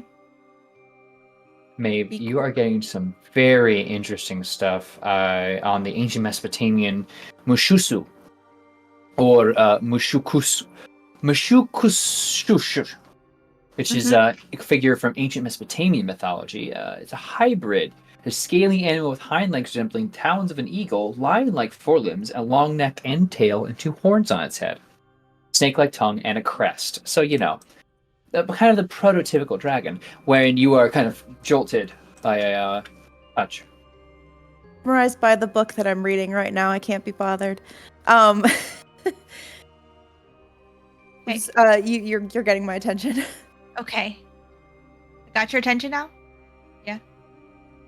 Are you done looking at the book? She'll do like the kind of thing where she's still like kind of like hoping she can like catch it out of the corner of her eye, but she's like, I'm listening. Can I take the book from you? I'm gonna take that book from your hand and close it. What do you have against learning? I love to learn, but you're gonna learn something right now, and that is that you gotta be completely calm about this. There's a person from the asylum, and I'm gonna while I'm doing this, I'm opening the book and flipping through it, so it looks like we're still looking at the book together, but still doing a little talk. I think Low-key. Maeve is going to be completely unfazed by that. And be like, it seemed like it would have been too easy for us to get away. Where are they? They went behind or in between the book stacks. I guess one row over because they were peering around this shelf. But the second I started to move my head towards them, even just a little bit, they disappeared, or they ducked away. So it might be a little hard to catch them. They seem malicious, or did they seem like they might be able to chat with us? Well, it doesn't seem like they wanted to chat given how quickly they snuck back away the second they thought I was looking at them, but they didn't seem malicious about it. Definitely not the same vibe as the orderlies. Well, want me to go talk to him? Is that a bad idea? Well, if one of us goes to one end of the book stack or the book aisle and the other one goes to the other way, maybe we can head them off. Ah, that's a good idea. And she like, I think she's still like a little distracted by like everything she's learned from the book, so she's not really like adding to the plan. She's like, yeah. I'm gonna give you the book back. I'm not gonna. You can have your. Oh no, learning I'm just saying like we've absorbed a lot of stuff that she's like probably You don't want your working book through back? theories in her head. Well, I mean, if we're gonna be, is it a heavy book? I don't know. You were reading it. So I don't. Yeah, it's a decent sized tome. It's not large. It's just an author's attempt to encapsulate the origins of dragon as a symbol and word. She's gonna kind of like just tuck it under her arm, just casually, not threateningly. But if we're gonna be meeting on both sides of the stacks, that's gonna be something where she might need a big book to.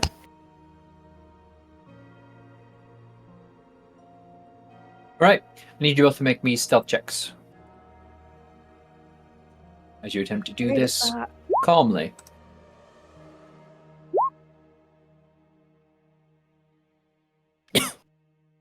But just The sickness.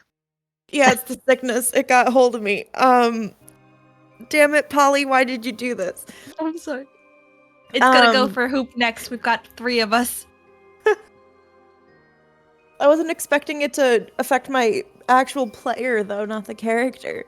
I'm gonna spend 10 luck for that. okay. Meets it, beats it, right, for this? 'Cause it's Yeah. non-combat? Yeah, you're good. You both managed to carefully creep up, and on both sides of the stack of the aisle, so to speak, that is here, you both stand at either ends of it and catch what is very clearly now an orderly in regular street clothing. We'll see one of you in turn and see the other, and just kind of appear to be like, in quite a pickle. Is it one of the Gauging- scary Yeah. orderlies? Not a scary orderly, just a regular one. Maeve is gonna start just slowly walking towards him, and she's size 65, so she's not like tiny. So she's gonna try to just do it like a little, like casual, but like a little intimidating, and just be like, "We're not trying to hurt you. We just want to know what's up." Let me go. All right, just let me go. I only want to make sure you're just leaving things be, all right? Who's detaining you? Not me. Both of you are threatening me. I have means to call the police. This is threatening That's right. behavior. We're in a public Threatening. space. We are in a public space, and you are following us. That is stalking. We can get you for that. Just, I- you see their countenance go from, just leave things be. Okay? Or else what? Stay away from Danvers if you know what's good for you. But what if I don't know what's good for me? why? Can you tell me what's good for me? Or why it's bad for me? Listen, it sounds like we need to have a chat. 3 human beings, not 2 assailants and 1 stalker, but just 3 human beings getting level-headed with each other. He's gonna grab a book and throw it at Maeve. Make a dodge roll. Fantastic. Could I use the book that I pointedly said I have in my hands to kind of like just like whack it down? Yeah, make me a brawl check instead, I guess, in this instance. Cool. Let me make sure I didn't just screw myself by saying I was going to do brawl instead of dodge, but I have a better dodge. I'm just going to do dodge. I'm sorry. I take it back. Okay. All right. I have Dodge Rooney. Spend that luck. Spend that luck. Is this combat? It's not really combat, so you can successfully dodge it. Cool. I do. Great. You dodge out of the way, and he takes the opportunity to jump past you, and will run. Can I run after him and tackle him? You can make me a dexterity to try and catch up. Okay. Yeah, I see. Why can't I read? Where's Dex? Oh. Should be Oh, one of just your the core regular. stats. Not Yeah. dodge. Yeah, Dex. Got it. So you're able to get somewhat close to him, but now I need a brawl check. Okay, 29 success. Let me just pull up the stats there. Okay. I'm gonna do a... Okay. He has matched your success, which unfortunately, as the defender, will go to him. So you go and reach out and get arms around him, but he'll kind of be going right past the table, and you'll plank into it. As he clears the door, and a number of other library patrons and staff members will become quite incensed at this sudden movement and noise, and come see to you. Was there a guard standing near the door or anything, or was it just like the checkout counter? No, just an open public space, you know. I was just gonna start yelling thief, but you know. If there's no one there to stop him, not gonna expect the circulation librarians to do that. It's probably the best, yeah. I think right there would be a good point to pause in this scene, as we check in on what the others are doing. What did you so desperately need my help with? So, before we meet up with everybody, I was hoping maybe you would help me with this. And as I say this, Dr. Fear is pulling out what people would consider a Ouija board with a planchet, and it's like, we don't have to do it very long. I just want to try it before we leave, and please, You aren't serious. please. Look, you don't have to believe what I believe, but I'm just saying, if what I know to have experienced, or what other people have experienced, you would be obsolete. Damn. Fine. I'll do this for you, but I need something in return. Okay. I don't. Okay, what is it? What do you want? It's going to gently grab her by about the bicep and just swing her in and bring her in for a kiss. Yeah.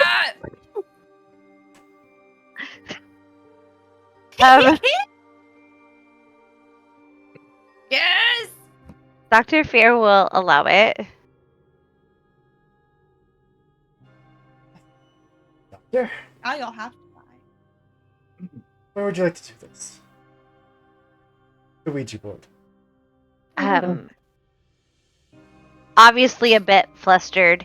Dr. Fear is like, here's fine. Great. Fine. Well, you'll have to walk me through it. So clear your mind.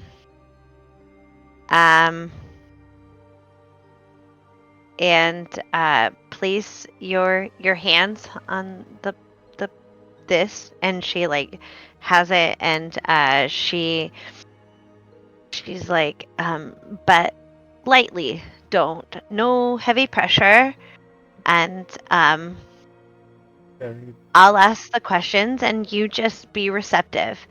What? So I just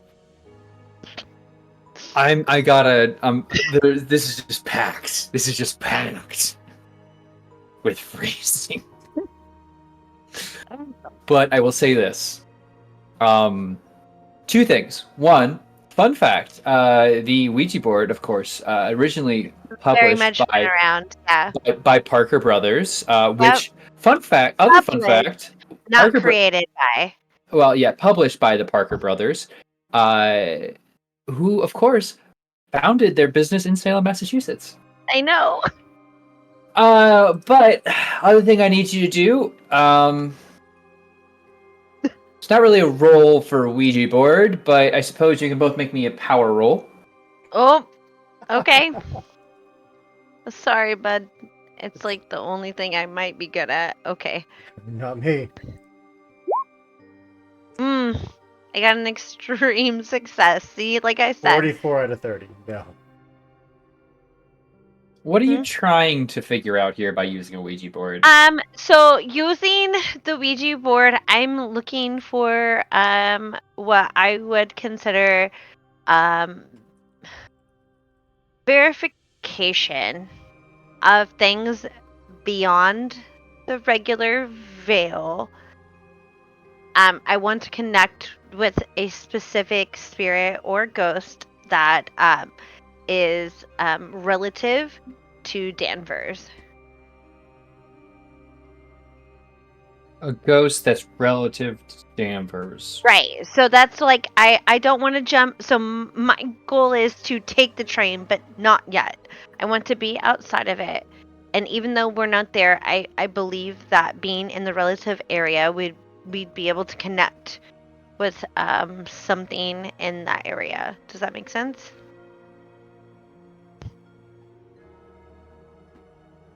Why don't you both, No, actually, as you begin to use this Ouija board, Dr. Fear, appropriately, you begin to get the uncanny impression of an unfriendly eyes cast upon you. Okay.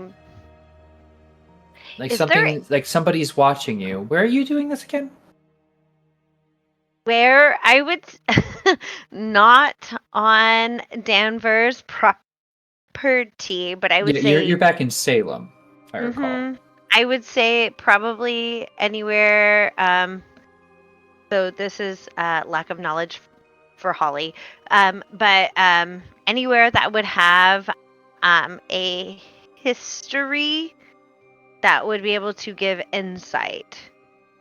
But a more refined question: are you doing this in public or in private? In private, absolutely. Okay, yeah. So thankfully, Salem is kind of known for its air of things have gone badly here. Right. But I will say, if you do take this to like one of your homes or apartments, you will still get this feeling of like somebody's watching you. Watching. Okay. What floor do you live on? Ask Polly. Oh, are you in Polly's place? Because that's the only apartment that I would be able to go to because I don't live here. Okay, I Polly, live what floor do you live nearby, on? but not. Second floor? Okay.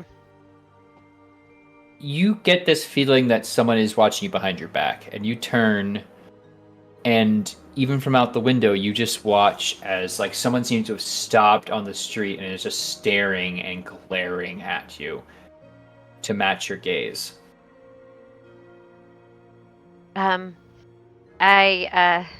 Lincoln, lock the door, please. Lock the door. Psychology roll, if you can, as you're... Me? Yes, you... Perfect. extreme success. You have the unerring feeling that this person is going to attack you, or you're going to be attacked in some way. It's on the second floor. Oh my god. Okay. You're on the second floor. This person's looking up at the street from across the street and just glaring daggers at you. Doesn't seem to be moving. Lincoln, do you remember when you were like, if something isn't okay, that you would trust my judgment, and Of that course. you would be like, okay, please barricade the door and barricade any entrance or exit. Please, something is going to happen. They're wanting to hurt me. Yeah. And you. Immediately go ahead and do that. I would help. I would obviously help. And I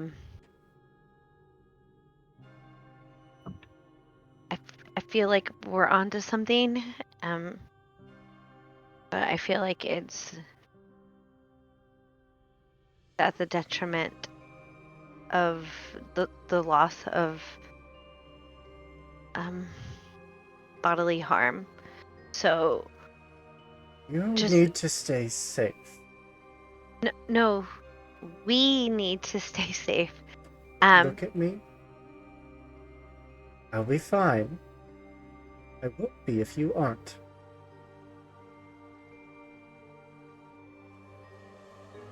Okay. Well, the barricade will hope that our companions finish their bookwork sooner rather than later, and we'll all get out of here.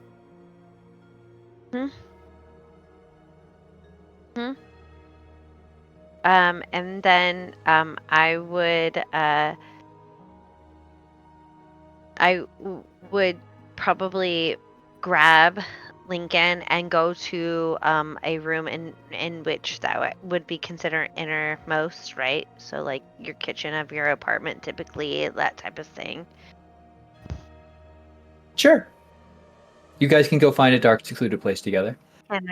Can we? What did you do the first time? Yeah, no worries. All right, perfect. I'll hold. Colleagues. What? Obviously. Yeah, you're just clearly sharing Obviously. DNA samples. Anyway, No, don't fuck up my research now. I'm trying so hard. I'm trying to not. anyway, I got research to do. I got several things of research on the stove. Don't fuck it up. Anyway, Well, don't do that either. Back to the other I'm group. just renting it. Renting this apartment. It's not my stove. What are the two of you doing now? Not having as much fun. I mean, I did get a book thrown at me. Okay, that's pretty exhilarating. Was the orderly hot? Probably Right not. away? I don't think that answer has been yes yet, and it's already been asked more than once. Oops, hot. NPCs are always hot. And then Turk's over here and give me ugly NPCs. There's clearly a superior NPC battle here. Anyways, we did our These are research. supposed to be intimidating. If you found them Be cute, hot. then you just try to seduce them instead of like, oh fuck, Be like hot I and gotta- intimidating at the same time. I don't know what. The nurses at the asylum looked pretty. Okay. All right. Everyone else. Not so much. Yeah. Missing a couple fingers. I mean, the two orderlies were compared to Tweedledee and Tweedledum, so I didn't really have high expectations for that. Josh is, you know, Josh a is hot. looker. Josh is a wealthy. Josh is a recently wealthy, unpatched bachelor. Oh, new money, uh, new money. He has inherited it from an unknown family connection, and does have a successful writing career. Josh exasperates me though. So. Yeah, but isn't that your type? God damn it, Turk. Anyways. No, I'm not calling anyone out. We're just. But I called myself out. point being, Right, what is your next research. plan of attack? So, Yes. What do you want to look into? Lincoln did mention that he wanted us to look into the old warden of this place. Sure. That's something on my list. looking into Dr. Shine? Dr. Sean? Dr. Shine. Shine. Like shine bright like a diamond. Like The Shine bright Shining. like a diamond. Like, Exactly. I missed something. I did too. Holly's having their own time over here. So I will say this: if you're looking into Dr. Shine specifically through library use, you can. You can make that roll now. Just looking into, Ooh. You know, I will. Let me. you got like a second hero point, certainly. We've got 3. I don't wanna cool keep ones using it and on- one up for me. just I'd use them. rather. Only I'd one rather of them. use Only one of them has to be I agreed upon succeeded. for hope. So. Oh, there we go. Okay. I succeeded. Yeah, Perfect. for once. So, looking into Dr. Shine within, you move your way over towards local newspaper collections in the library. You will, of course, see this bit. Shine retires from Danvers Asylum. Salem native Dr. William Shine, veteran superintendent at the State Lunatic Asylum at Danvers, is retired to 25 years of service. Known for his great erudition, kindly demeanor, and progressive treatments, Dr. Shine is credited with a renewal of the facility for the betterment of its patients. Prior to his 1890 arrival, the asylum had suffered from a poor reputation and staff morale was low. Patient accident and mortality rates were amongst the highest in the country. Superintendent Shine could occasionally appear as idiosyncratic as the institution he so successfully stewarded. Longtime readers may recall the complaints when Dr. Shine, though less than a year into his tenure, had a sculpted granite disc placed at the edge of the property's reservoir at taxpayers' expense. Dr. Shine was then, as he is now, adamant that the decorative disc remains unmolested, even as his superintendent takes leave of the institution. Regardless of his idiosyncrasies, Dr. Shine's ability to transform the asylum into a successful story over his long stewardship will be his enduring legacy. A world traveler to exotic locales during his early years, Dr. Shine declares that he now looks forward to a quiet retirement in his native city of Salem. The doctor has stated his intention to bequeath his personal and professional papers to Salem Hospital. Regarding his successor, Dr. James Berger, Dr. Shine has high praise. Dr. Berger will no doubt be a sincere protector of the afflicted and a good master of the institution, Shine adds. I sincerely hope that Dr. Berger will leave a few old stones unturned and instead focus his attention on the asylum's bright future. We at the newspaper wish Dr. Shine a long and happy retirement. Can I get a summary of that? Dr. Shine was incredibly well-liked, successful, and though was kind of seen as strange, he did have a circular stone installed at nearby, but at the taxpayers' expense, which did call into concern some of the locals. But he insisted it be there. He traveled the world as a youth, came in and took over what seemed to be a very difficult situation, made it his own, and has had no problems, and he had full confidence in Dr. Berger to take over, though he encouraged him, don't turn any over old stones, instead focus on the bright future. So the disc is still there. We should investigate that. I was thinking that. Also, kind of sounds like he might have done some sketchy stuff on the side, and he's just like, don't look into it too much, okay? Okay. It's Yeah. also here. It also seems that he's entrusted all of his papers and medical research to the Salem Hospital. He's also here. If he's still alive. Here where? In If he's Salem? alive, he's in Salem. In Salem. Oh, okay. I thought you meant How like many he's years in ago- the room. Yes, Turk didn't know, but Hoop knew. Yeah, I believe it. How many years ago did he retire? Out of curiosity. It was 1915, so that's 10 years ago. Though you don't have to look far to find an obituary for him the following year. Rude. Right. Dead ass. Reason for death? Old age. He was old. You saw the picture. He was an old man. Is Was the he paper like a cute lying old to man? us? Oh, he was a button of a guy. Yeah.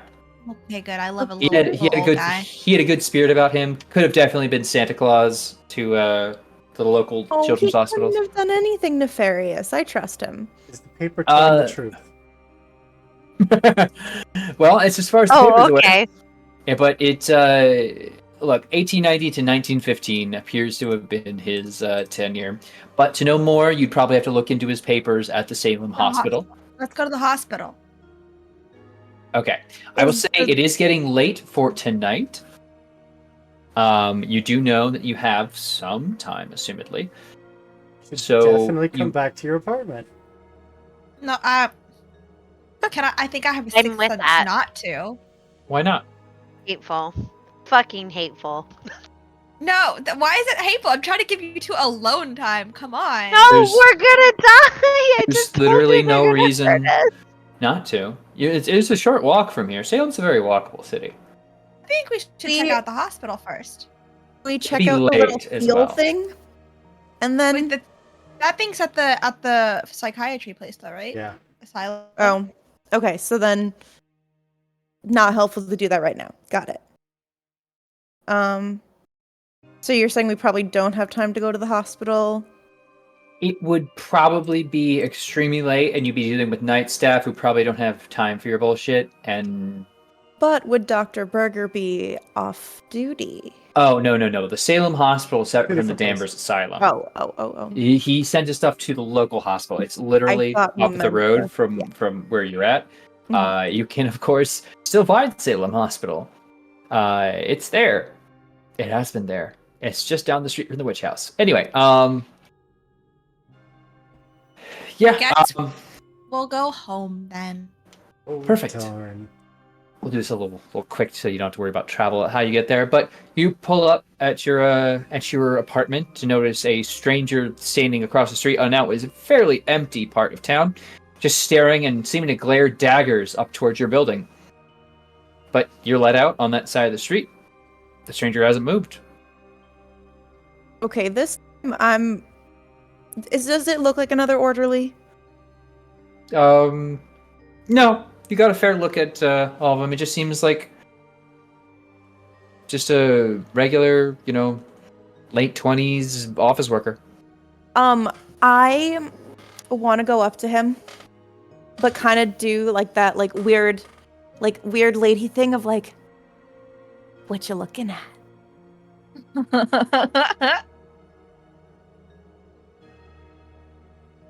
You put and do that. Oh, hi. Excuse me. Hello. Hi, what you looking at? Sorry. My. Oh, jeez, Louise. What time is it? And he looks at his. Oh my gosh! I'll be late for dinner. My wife's gonna Here, kill me. friend. How long you been staring at the? Staring? What We're have I been? looking at my You look like you apartment, were- bud. You look like you were in a little bit of a trance. What have I been staring at?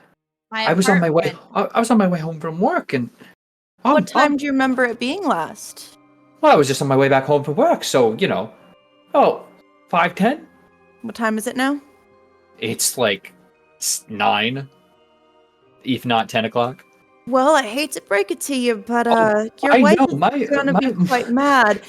But My- real my- fast, anything you saw? I don't rightly remember anything. I thought I was on my way back, and then all of a sudden, well, someone turned out all the lights, as you can see, or I guess turned them on. Oh boy, I'm really sorry. I'd love to play 20 questions, but my wife is gonna kill me, and I shouldn't. It should be a quick and expedient execution. I gotta go. You know any flower shops that are still open at this hour? No. Not from the Yeah. area. All right. Well, I'll make sure to pass a neighbor's flower box. I'll pay him back. Thievery and being late for dinner. It's a good mix. I'll pay him back. He'll be fine, right? Ladies Yeah. appreciate a little spontaneity. I don't know what I'm gonna tell her, and he just seems completely lost. He's gonna begin trying to walk off. Was the compass in my pocket being funky? Being funky when you got out, sure. As soon as you talk to him, gone. Got fair. So, okay. Before he leaves, I'm gonna ask him where he works. No. Yeah, no, I'm just a pencil pusher over, O'Keefe's, the complex there. Yes, and Turk. Yes, and. Look, O'Keefe's, O'Keefe's Are you tax here with agent, me? O'Keefe's tax agency. I IRS. we're just, I'm a pencil pusher. I don't need nobody. I really gotta go though. Well, hey, can I get a name really fast for you? Just, Sorry, I didn't catch yours either. Here name. he pulls out a business card and hands it to you. J.G. Rutherford. By Holly. Dun, dun, dun, dun. This guy was very clearly in a trance, so he's gonna hand me the business card, but I'm gonna just take the opposite corner of it. So if he's holding it out like this, I'm like, thanks. Right. All right. It's been real swell. Nice to meet you both. Hope you have a lovely evening. I hope your wife isn't too mad. Oh, I hope not. I mean, she's already along the way. Oh, I gotta go. If you hear about a dead body, well, I earned it. And then he'll scamper off. But yeah, your home is there and available. Although I imagine you go to unlock your door and push it open. It's quite difficult. Like it's something. It's extremely difficult. Like something heavy's pushed up against it. Those of you inside hear the lock undo, and someone try to push up against the door. Do you hear that? Do you hear that? Do you hear that? Yes. You would hear Polly from the hallway of her apartment try to get you over. Are you fucking kidding me? And then a rather large thump, but nothing happens because she's 5 feet. Polly, is that you? Yes. Why can't I get into my own damn apartment? Polly, who is your fucking brother? I don't have a brother. Okay, all right. Will you help me? Help me Wait, move that. Don't move anything out. Just Mess up my hair real quick. okay. Yes. And she reaches over and is like, Move the stuff out in front of the door. Hey. Oh! We were wondering when you were gonna get home. She's gonna stare at you too, and she's like, I'm not even gonna ask. So did you guys notice a guy staring at the apartment for the last 3 hours? Yeah. I actually did. Why do you think it was hard to get in? It wasn't because I didn't want you to be here, Polly. So you saw a guy just staring daggers into this place? Guy out there. Well, Is he still out there? no, Not he was in some kind of a anymore. trance that I snapped him out of apparently. But I guess that explains the extra precautions. How did he seem? He was in some kind of a trance, and the second that I approached him, he snapped out of it. He said he left work around 5, and it's already 9 o'clock, and he had no idea that time had passed. My compass was going a little wild. She kind of pats her pocket. Was going wild at first, and the second he started talking to me, everything was fine again. So don't think it was a natural zoning out. So, you're saying that we did something with a Ouija board, and once that something happened, someone just started staring at this apartment until they were snapped out of it, no clue where they were. Did you summon something that might have No, found a wayward host? Maybe? There's no summoning. That's not how that works. It's just Well, communication. you called them to your location to potentially want to communicate. communication. And having a bodily host could make communication easier than a Ouija board. Okay. Or maybe something completely unrelated, but it's a strange coincidence. And she's not like mad. She's like fascinated, but kind of like, what the fuck kind of thing. Not like actually like upset. Like, what were you guys doing? Just to be clear. Right. I mean, everybody has their tools at their disposal, and I was just using the tools at my disposal. But I feel it was successful. But what that means, I don't know. Did you learn?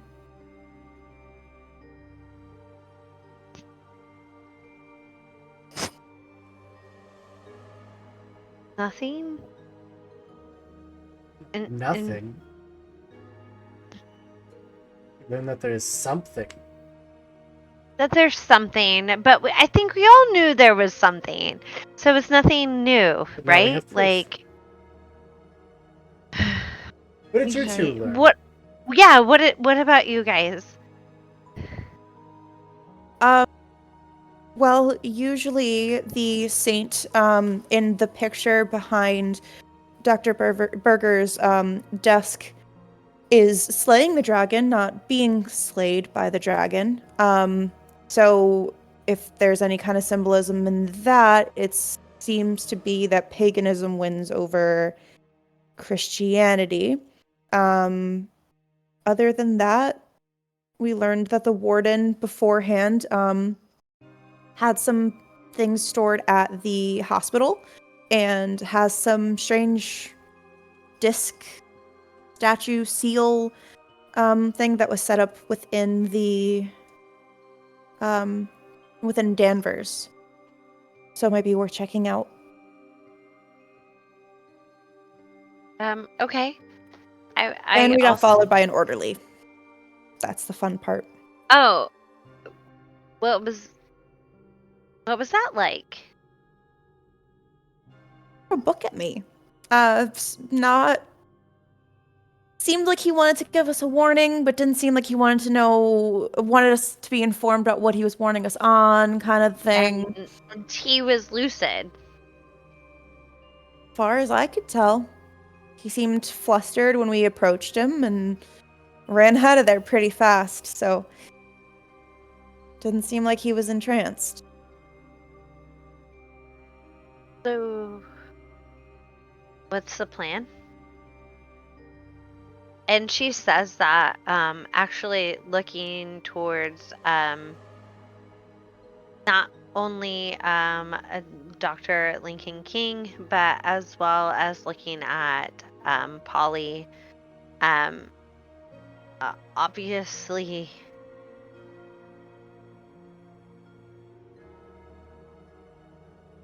had experience, and then she looks at Maeve and is like, you know more than I do. I just, like, where do we go from here?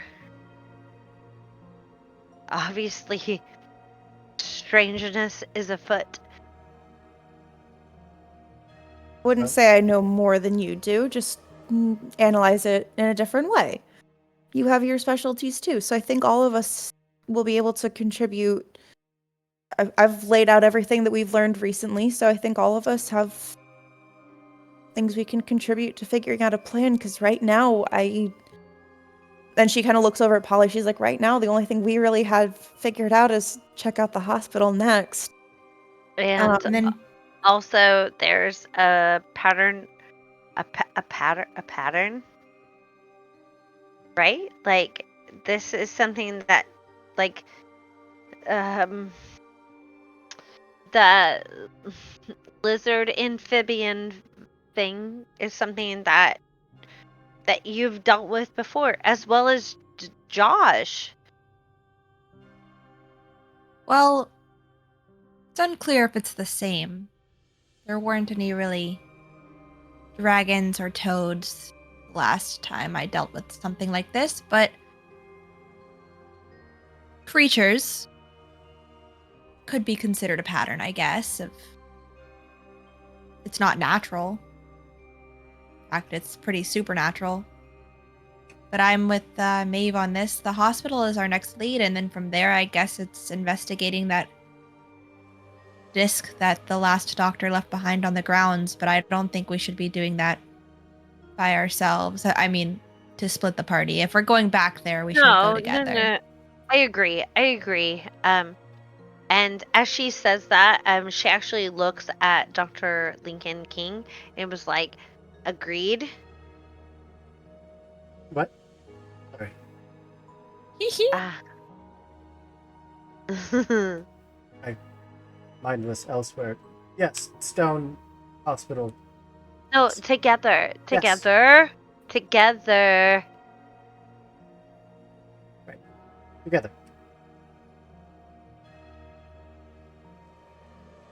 Why are you Oh, staring at me? maybe. Plan? I think above all else, our plan is to go in, get Mr. Widscott, and get out. Whatever underlying issues this place has is really none of our business. It might help us understand what we might be facing a little bit more. Although it seems like Or it draws more attention. there's paranormal activity through the charts, and that's about all we've got so far. Some kind of reptile. So while you were gone, I used the Ouija board, and it also provided what I would consider confirmation in that. So it has to be together, or we can't do it. Then yes, let's visit the hospital, see what records we can dig up. Go look at this stone thing, and then go bust Josh out of the psychiatric ward. Easy. And his friend. Yes. If you insist. Well, Would we be able to get his friend out first? It seems like he thought it very highly of his friend's knowledge. Less lockdown, yeah. Yeah. I agree. Professionally, like she says that very like hesitant to say that. well, you all can probably retire for the evening Yes, we'll with varying degrees of comfort. Retire. Okay, hateful. Hateful. I think that's the opposite of hateful, Holly. Well, look, I will have you know this is a single bed apartment, so It sure is, and it's mine. Bye. Yeah. So the rest of you can probably get some kind of sleeping arrangement on couches or on the floor. I have like one couch, and it's covered in papers, and I make it very clear, don't touch my papers. So So don't the touch rest my of you, papers. the I rest don't of give you. a shit about your papers. Okay, so I there's don't. anyway, you all find some kind of sleeping arrangement. And we get to retire for the evening. long rest. You take a long rest, but Full repair. full repair, long rest, these are words. I don't think we Sure. get any sanity back for this, so we're not. I should get repairing all my anything. sanity back. This is a full repair. That's interesting. Speaking of which, that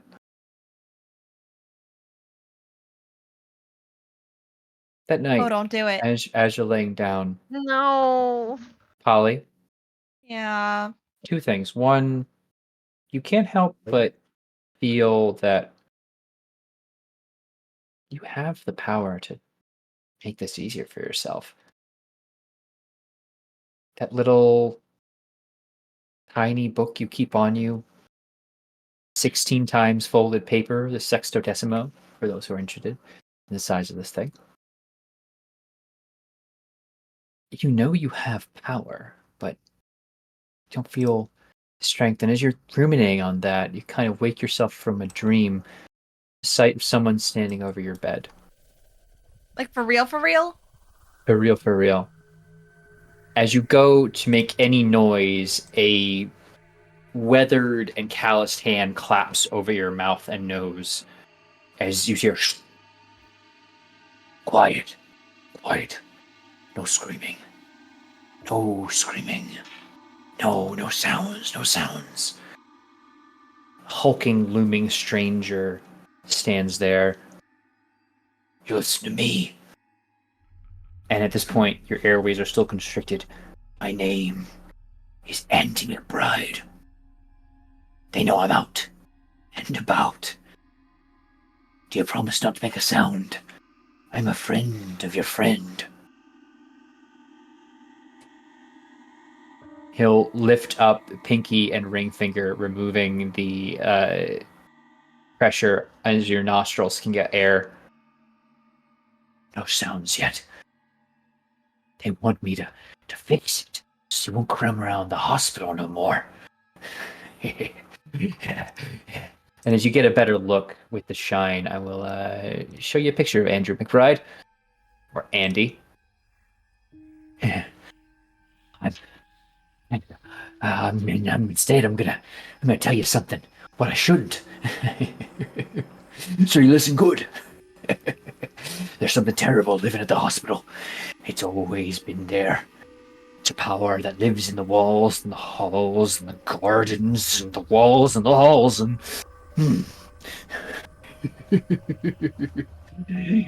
Oh, Dr. Berger, he's gonna sacrifice your friend. He's gonna sacrifice your friend. So you think of the next dark of the moon. Joshy boy, don't have much time. No, shh. I'm gonna go. And he departs through your window as quickly and quietly as he came in. And you're left alone in your room. How scary. How scary, Turk. I'm a little spooked. A little. I think like it's just like one of the moments where you're just like like in your head just screaming. And even after he's gone, just like, I don't want to make a sound. And then I don't think she'd go wake the others up at this point, like in the middle of the night. She just like, but I don't think she would go to sleep either. So it's just like sit up and pace and like write things down and write everything down that he said. And just to clarify, player to keeper, when he said the hospital, he meant the asylum, right? Not the hospital we plan to go. Yeah. Okay. If he was very clearly wearing the clothing of an escaped member of the escaped ward of the Danvers Asylum. And so she would write down everything that he said and just like the hypothesis, the strings of wherever her brain goes, of what it could be, how it could tie together. And then I think it might like her thought process might drift to the need to just like fiddle with the So specifically, it's called a sextodecimo, but that's just the size of the book. Your book is does have a little name here. Oh gosh, did I not give that to you? You did. It's 1 second. It is the Ponape scripture. Yeah, Ponape. Yes, the Ponape scripture. And your mind drifts to the Ponape scripture. Yes. What about it? Just like the contemplation that over the thought that she had earlier of like you could end it all now. You could finish this. You could use it. In the light of the moon, the dark dealer may be contracted. Well, maybe contacted. Or hidden from the sight of the one they called Kane. It seems that the magics within this book do seem best done in darkness. I assume, having looked into Kane, you would recognize it as a Polynesian deity of the sun. But this is not the new moon, right? Because the new moon would. No. The new moon is not yet hung. It basically, the moon is just. If you look out into the night sky right now, it's just a sliver of a moon left. So if I wait till the same night that the other doctor can do his stuff, that would be complete darkness for me. So that would be better to do this one. Up to you. I It's want to certainly wait. Okay. I do want to wait. Your But the thought is there. She's considering it. Well, we'll say this. Dawn approaches, flushing away the thoughts of. Oh, that's not what I wanted. That'll work. Anyway, dawn approaches, and well, you all awaken with fresh plans and invigorated energy.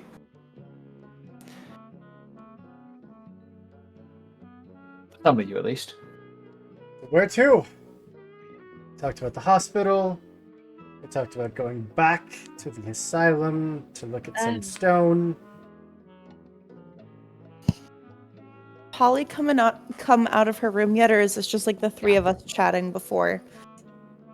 Okay.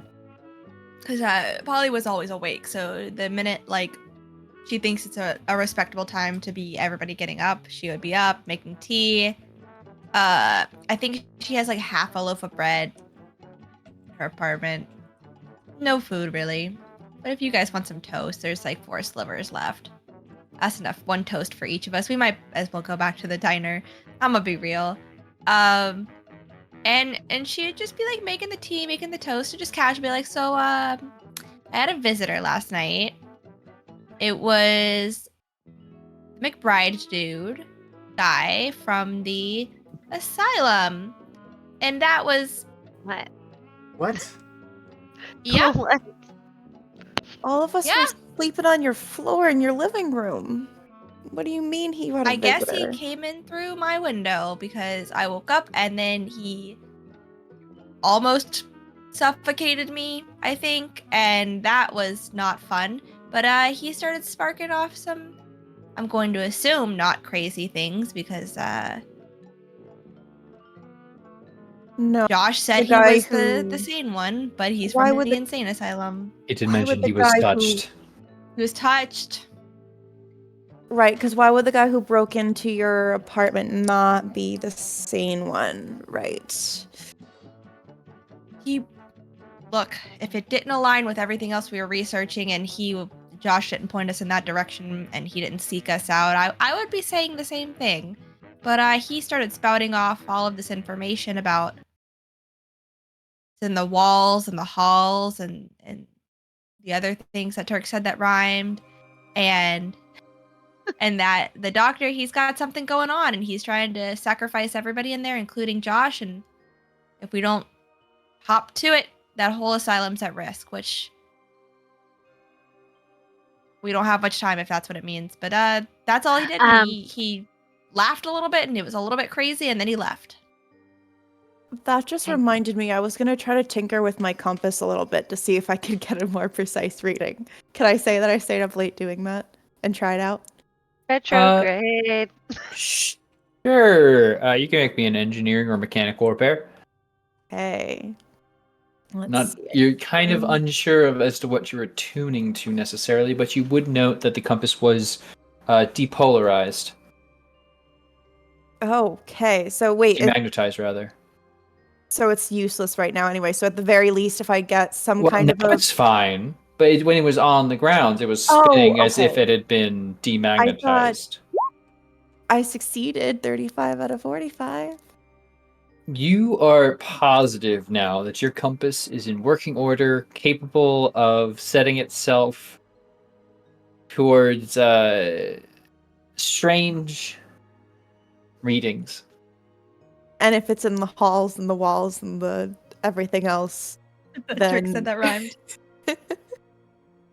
The window. Everything. It wouldn't be able to Oh. really point me in much of a direction then, maybe? Is that what I'm kind of getting?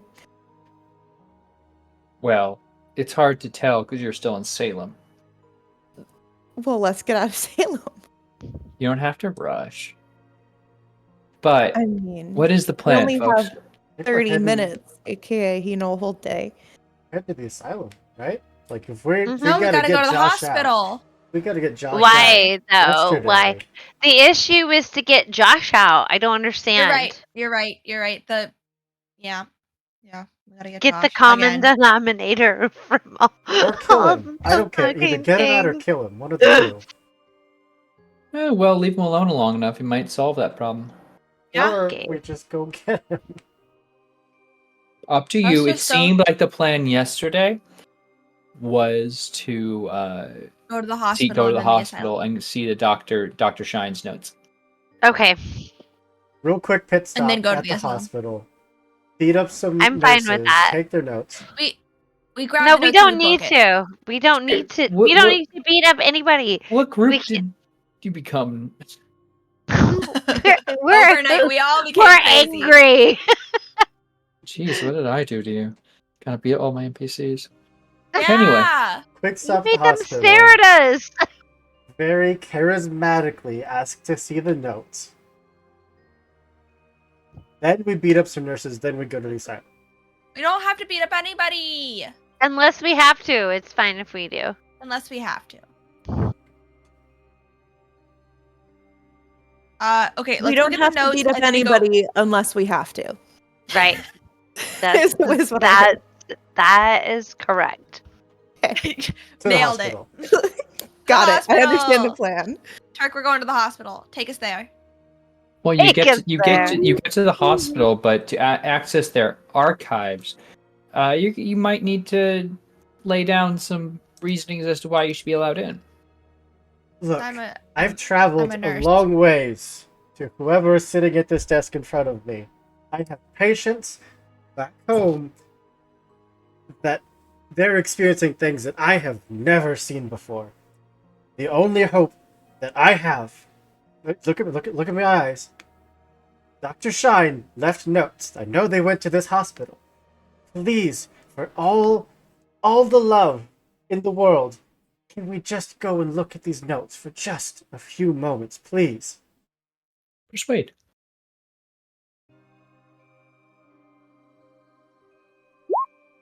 $24 to $75. You are, of course, let in to the archives, you. and Very exasperated. I'm sorry we've been traveling. understood, Doctor. Don't worry. Here, look through. We don't know exactly where Dr. Shine's notes are filed away, but they're within here. We're certain. How many libraries? From all of us. Well, whoever's looking. Can I do a spot hidden, I'll Turk? look. Nope. I'm gonna take a nap. Oh, so I'm the only. Okay, good. I carry all of y'all and find the stuff you need. Well, in that case, you do find in the dusty corner of the archives Dr. Shine's papers. Now, most of the writings are inconsequential amounts of Dr. Shine's personal and professional life, including his travels around the globe. But going through it with a diligent eye, you do begin to go through some interesting things. What do the notes say about a man turning into a cat? Out of nowhere. Oh, very rare condition, only observed in Egypt at a temple in Bast. June 2nd, 1890. The troubles afflicting the asylum run deep, and are of a kind my esteemed colleagues would never accept as part of a rational, orderly universe. Indeed, if I were to communicate my convictions to my peers, I would find myself consigned to these very walls as a patient, not administrator. However, I have seen these problems before in my travels and must act swiftly. The thing, aware of my suspicions, has moved against me, but I have spoken the words of protection that I learned so long ago in that queer ancient city, and so far have been safe. I must find Hathorn's disc, and soon, so as to lay down that thing which torments all here, twisting already damaged and vulnerable minds. Hawthorne had the disc removed, thinking it a pagan symbol of heathen spirit worship.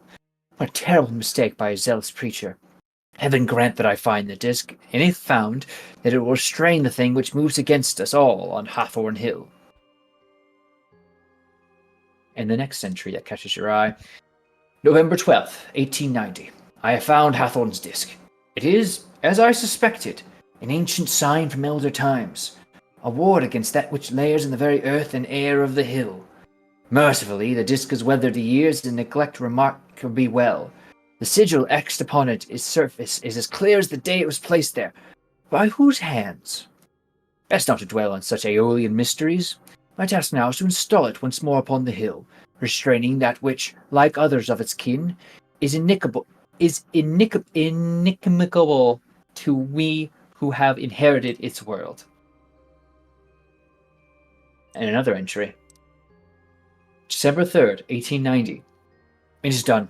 The sigils have been placed upon the earth, forcing down that which lairs upon the hill into an uneasy torpor.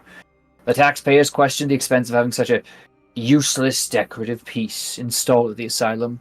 They pose no serious threat to its removal and are mercifully unaware of its true purpose. But to those who know, the sign shall serve as a ward for now and the future. Already I see signs of recovery in the patients and staff, as if they are surfacing from a long, waking nightmare. And the final one that jumps to you. May 7th, 1915. I have met with a successor. Dr. James Berger seems a cheerful and capable young fellow. Noting his active characters, I have admonished the young doctor to never to remove the disc that lies at the edge of the reservoir upon the hill. Will he heed my words? It was impossible to impart to him my true reasons for planting the disc all those long years ago. I had to fabricate reasons for sentimentality to impress upon him the importance of leaving the disc unmolested. I pray that he will remember his promise to leave the disc undisturbed. Overall, what I'm hearing is good thing we came here because now we know that we need to look for a disc in a very specific spot and see if it has been moved or not. That's what I get. Agreed. So, Now, Yeah. you said, is it inside the facility or did you say it was outside, kind of on the grounds, but Edge of not? the reservoir upon the hill. So we might be able to get away with not going back into the building.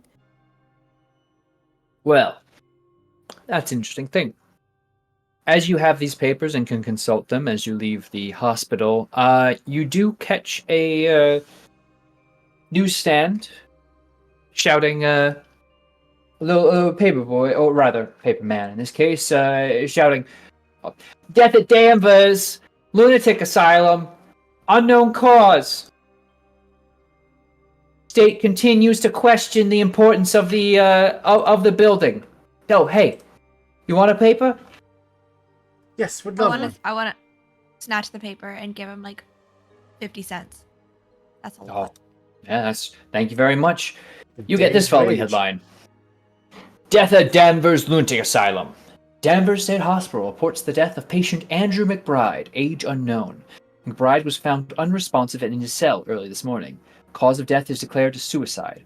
Reports Superintendent James Berger. It is a tragedy when these things happen. Says Dr. Berger, yet we cannot reach every soul that comes into our care. He's in a better place now. McBride leaves no known relatives. Just a sideways glance to Polly, who had a visit from the now dead Andrew McBride last night. He said they knew he escaped when he was here, so I guess they found him. But it also means I think we have to work fast. Then let's move.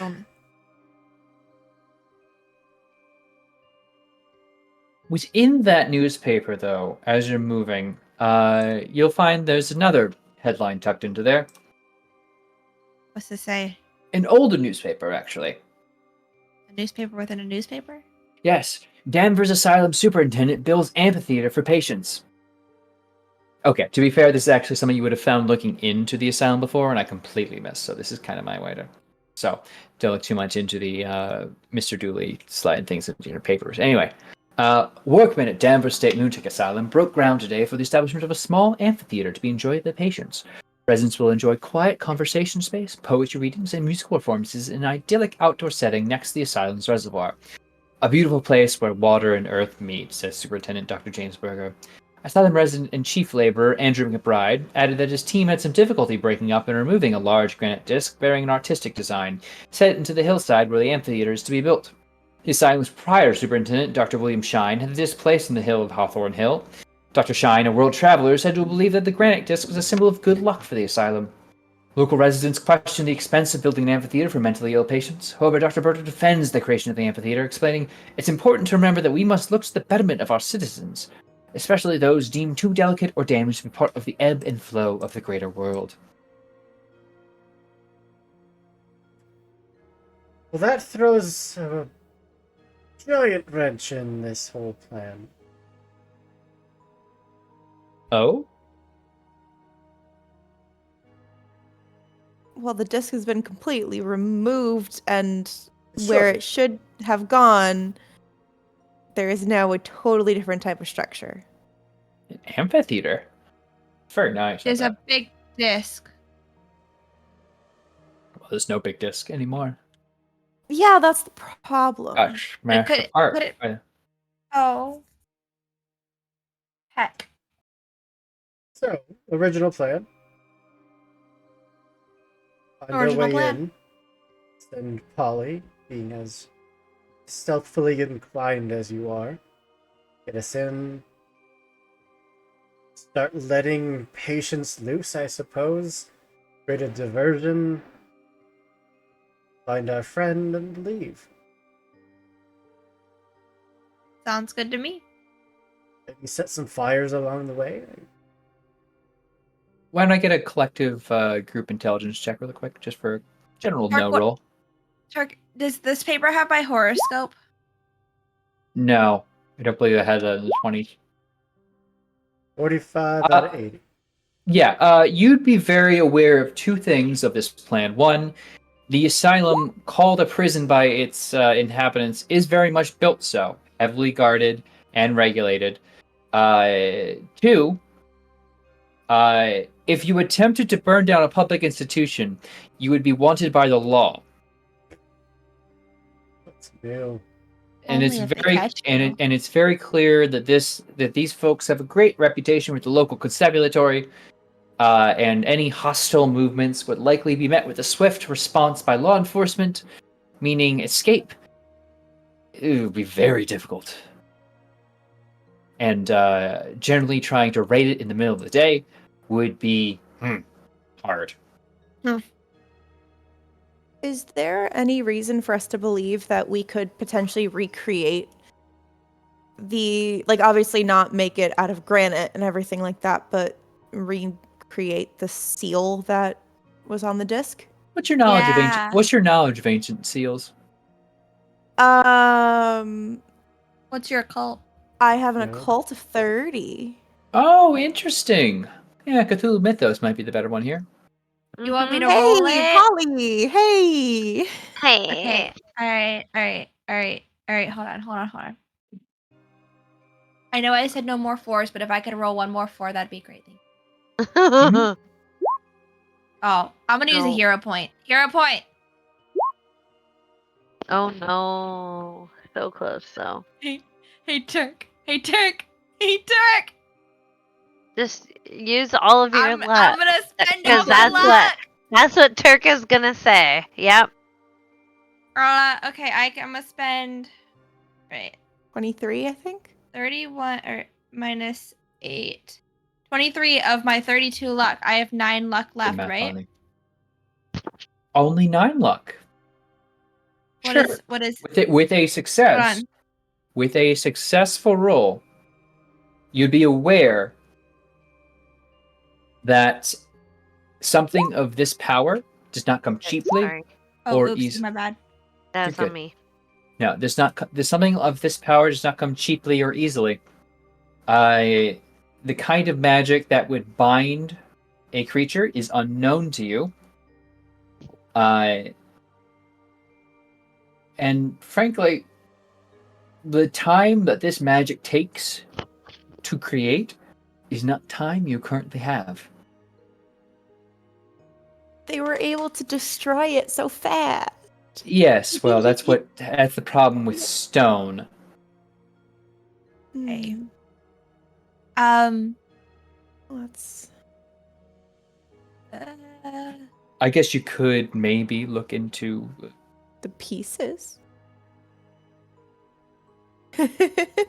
Yeah. Okay. We're gonna put together the pieces with It's hot a glue. puzzle. and then- Go Call cross it a country and try to put them all Love together. it. Yeah. That was what you planned for us all along, right? Yes. So this ritual is happening tonight mm, to sacrifice Tomorrow night? everyone. Tonight. It's kind of like a little hard to tell because with appropriate cloud cover, maybe. Okay. Well, I mean, if there's anything I've learned about rituals, is the best way to try to stop them is in the middle of it, because if they're literally going to be sacrificing Josh, then Josh is going to be in a locked cell until all of a sudden they take him out and move him to potentially be a sacrifice for some ritual. So everything we'll need will be all in the same place. Making a lot of assumptions based off the testimony of crazy people. And Is my it? knowledge Crazy from podcasts. Yeah. And my Sorry, knowledge. what is a podcast? It's when the voices in my head just start telling me stories. Hot boys.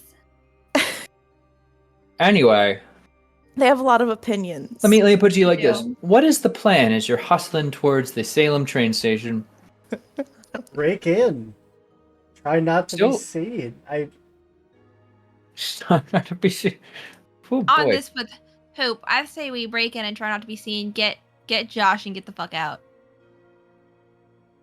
In the middle of Fuck the day? ritual. No. No, at night. Oh, so we're waiting because it is the morning. I got nothing. Yeah, I want to take a nap. I want to take a nap. In the middle of the I'm day? EP. Oh, okay. I'm EP. I didn't sleep all night. I'm I was up all so night. Sorry. Yeah, how was the floor? It was fine. Okay. Okay. Just Better than fine. having a ghost or man randomly standing above us. Yeah, it wasn't fun. I Right? don't suggest Honestly, it. better than that. Agreed. I don't suggest it. Real sorry about that. But you learned some things. I did. We have to get Josh. the last person that guy talked to. honored. Yeah, I I got am, nothing. and that's not the first person that's happened Yeah, to. I'm following suit. Honestly, if that's the plan, I'm following it. Yeah. I will throw my title and all of those things when necessary. But yeah, no, I'm following. Are we going suit. during the daytime? Tell Okay, me. we're waiting. Okay, we're waiting till nighttime. And maybe Dr. Berger won't be in after hours. Maybe Fingers night crossed. staff will be sleepier or lazier or Oh, Turk, I can't read. It says in the light of the moon in the first fucking sentence. I can't read. Now there's gonna be no light. I wasn't gonna tell you what to do, but you might still have a sliver if you wait for tonight. Can't read, Turk. Well, that's critical information for you, but what do I know? I'm just a guy who likes sitting in the background while y'all plan your debates. Anyway, what is the Demise. plan? What would you like us to do, Turk? Waiting What till would you night. like? What would make you happy? You're waiting for night. Yes. All right. We're waiting Perfect. for night. I think agree. I'm with Hoop. Yeah, we're waiting. Okay. Under the cover of night. Under the cover Period. of night, you take a night train. I assume out to the asylum stop. Oh god damn it. God damn it. What is? Fuck What is? you. God damn it! Why are we? You. What is going on? We gotta. We got the one and only bully Elsie. What? Oh.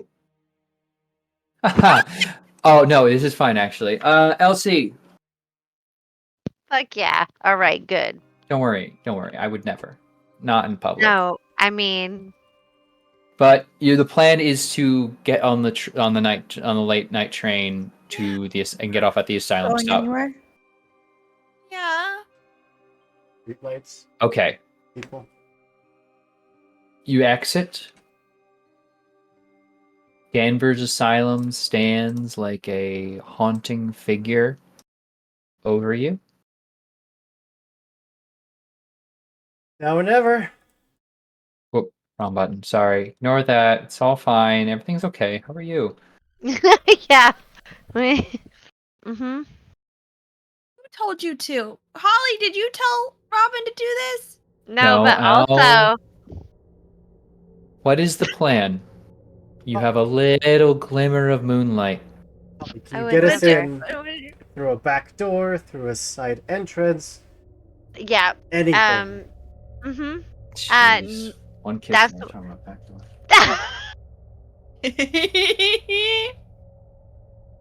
So as I left, like I said, I looked at any exit or entrance that could work. I'm looking for something that I remember or recall that is a back door. Something that would be If you were able to see, there's a number of doors leading outside. They would probably be locked. To get into the grounds even would be getting over a fence. Do it. But J Block does have exterior facing doors if you're able to sneak around the grounds. okay. We'll do that then. Here we go. Hoist. You're positive there's nothing else that you'd like to attempt, Yes, Polly? Elsie. Are we positive? I don't know because now I have the fucking villain point, the bully LC point, and now You I'm don't know very that. scared to do magic. I do. I Do see it right it. here. You don't know Do shit. it. Do it. Well, you'd have to stop the group, but or let the group go forward and I don't want to let them go forward and do it. No, Yeah, you're in the lead. absolutely. We're following you What? Why are you following me? because you're the sneakiest. That's And you true. also know Josh. Yes. okay. So, what's the plan? Okay, I'm gonna do this magic. Pressure. Now, you do know you need to be under the light, but this still requires something of you you're not certain. So what I need you to do is make me an intelligence and a power roll.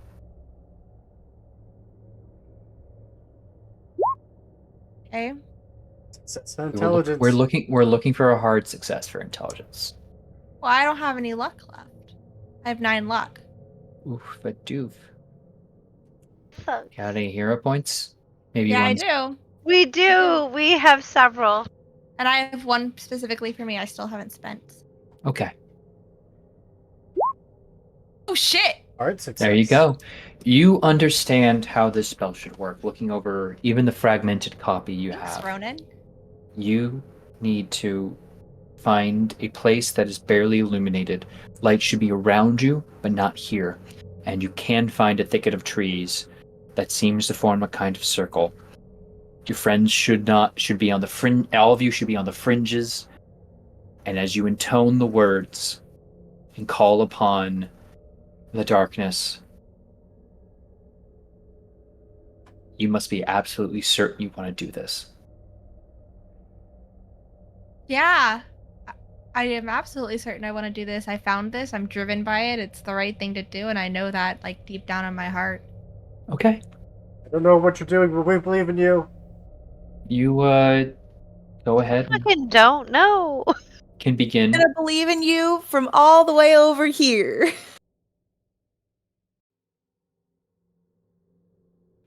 I feel like I've been here before, where people have noted we're believing you, but we're back, and something's gonna happen. I can't remember where it was. I don't remember where it was. Oh, this is seriously bad deja vu, people. I've never had this happen in a stream before, but this is wild. Anyway, Do you still need me to make that power roll? yes, 7. perfect. Extreme success. This Fuck spell, you, Elsie. this spell is going to cost you 5 power. Okay. Your total power is reduced by 5. Your total sanity is reduced by 2. Oh, you're not your total sanity, but your current sanity is reduced by 2. Okay. It costs you only 1 magic point, as if, and that is something that comes back with a good night's rest. Use a villain point. Reroll it. No, Good. stop it! Good Hooper! idea. Hooper! It would still be 1. There you go. The luck of my repeat rolls hits again. You, Why did I have Hoover. 17 out of 16 magic points? I don't know, I get- but it should be Alright. 6. It should be 15 out of 16 now. What is it? Because I got more Cthulhu Mythos? No. Okay. It should be. It just probably is just improper entry. Okay. But you do hear in the darkness, all of you on the fringes of this circle, as Holly, you drop a little bit of blood in your hand and intone it over your forehead and hold it out, hitting the grass. In a mixture of almost what feels like every language that seems to spill from you. Eventually you hear, "Oh, I was waiting for Oh. someone to call on me, and you're so close to something interesting." The figure that now stands in the middle that you all can see is in a business suit. Very clean cut, shoulder pads, the whole deal. His skin, though, as he does appear Mediterranean, Grecian, Italian, hard to place, maybe Anatolian. But his skin is Vanta black. It's like looking into the night sky itself, but a sky without stars.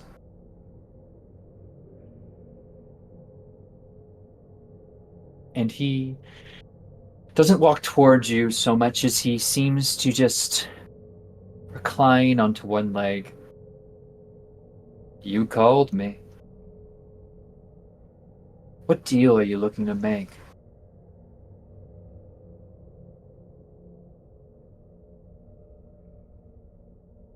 There's a doctor here doing something shady. And Oh, whatever. yes, Burger. Yeah. Yes, quite an interesting fellow. Do you want him dead, killed, transformed? Come on, I'm here to work for you. I feel like that's too simple. I also know that's not what you really want. You don't think towards you. Go ahead.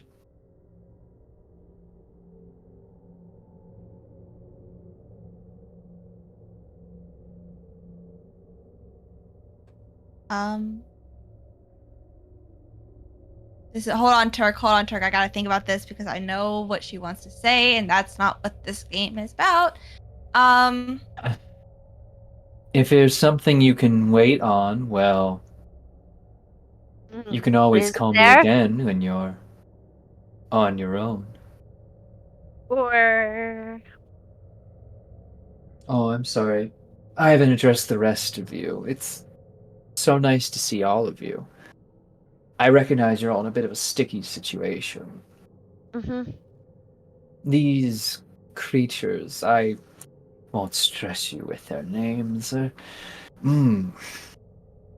Feisty little things. But you're trying to save a friend, aren't you? Trying to save a friend, trying to stop the doctor. I don't know if killing him would get my friend out of there. Killing your friend would certainly get him out of there. That Deny would defeat them the the- purpose. Oh, wouldn't it? I mean, one life to stop the fun of so many others. It would give you time. Time to look in that little seal you want to find. Want to remake and carve. I mean, it's no fun to seal those things away, but I might allow it. Am I allowed to ask you to kill the doctor and reseal it? That sounds like 2 wishes. What? What's the cost of 2? What's the cost of 2? Abso-fucking-lutely, yes. Oh, I like you too. Always willing to make a deal. I don't know. I mean, you want the doctor dead, and you want this thing sealed away. Ooh. Want the cycle stopped. The cycle? Oh, the cycle? What cycle are you talking about, dear?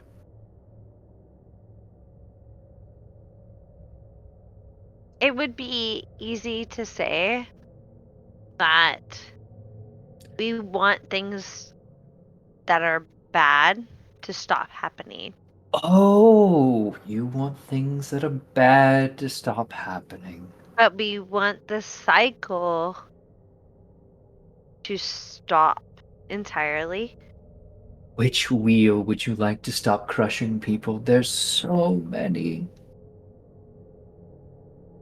The kind that actually crushes people. Again, there are so many. You're on one right now. You're quite close to the crushing part, too. Kirk, I have a Should I stop question. that? Yes. Can I, Andrew, talk to this individual? He's just chilling right there. You haven't felt the impact of this thing in your presence just yet. Your mind seems to be able to grasp onto it quite easily, like sliding into the arms of a lover, but yes, of course. He hasn't given any indication he hasn't recognized your presence. He seems to have acknowledged all of you at the edges of his circle of darkness. I have a deal for you. This is Andrew, the player, who would like to make a deal with you. It's a bit unorthodox to talk out of place, but I'd be interested. Holly's character, Elsie's character, and Lonnie's character get to walk away from this and live out their natural lives, not being hunted or stalked by anything. And Lincoln is yours. It's self-sacrificial for my taste, and that's a 3-for-1. That's because Hardly I'm going fair. to come back again, and we're going to do this again, and again, and again. Well, I like that wheel. It's a very pleasurable wheel, don't you understand? And you're confusing me with someone else, aren't you? You think I'm that wispy bitch, right? You're all the same. Oh, same origin, many masks. Come on now, keep up. No, I make good deals. The American spirit, entrepreneurial. I'll tell you what. You want to walk out of here, and I mean this for all of you. You want to walk out of here. I'll make sure you never have anything strange happen in your lives again. You will live a perfectly natural experience. I'll just meet all your memories of anything strange ever happening to you before. It'll be like a dream ending. I don't want that deal for me. Oof, well, we have one no already. Done. Lincoln. Dr. Lincoln King. Excellent. Want to go back to the practice? Make sure no strange patients show up. He'll walk over and extend a hand towards you. Yeah, he'll take it. As you watch as his hand grips, there's no great change or something, but you'll watch as Link kind of straightens up, looks around, and will leave the area, just kind of walking back towards the train station.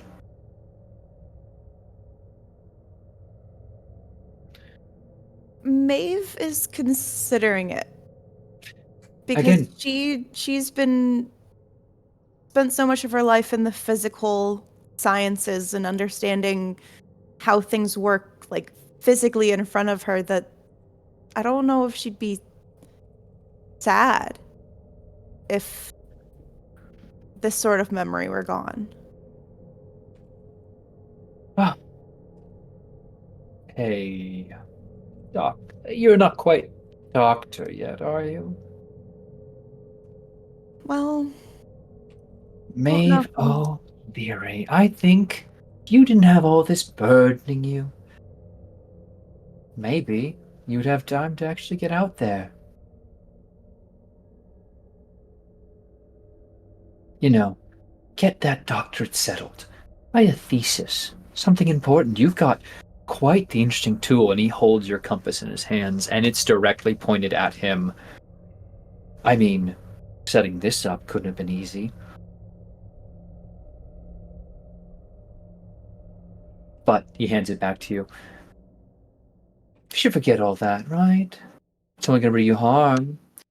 I mean, this Josh fellow, he's in deep. He's been in deep.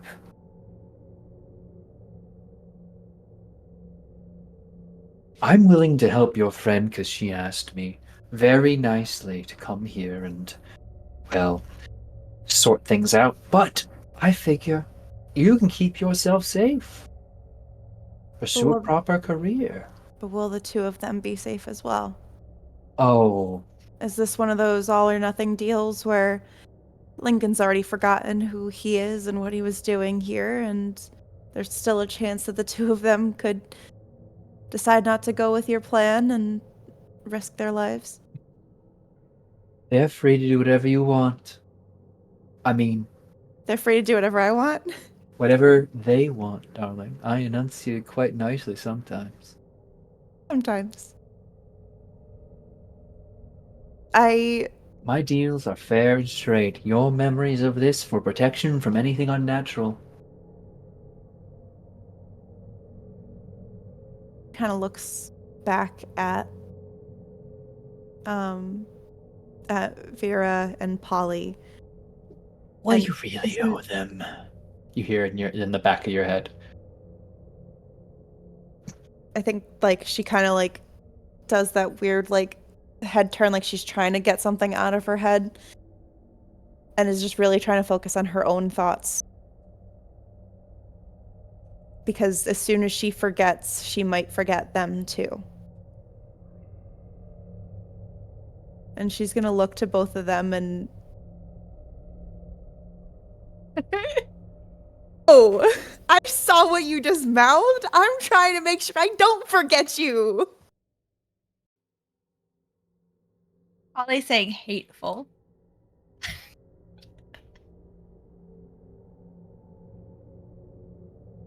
She wants to look back at both of you and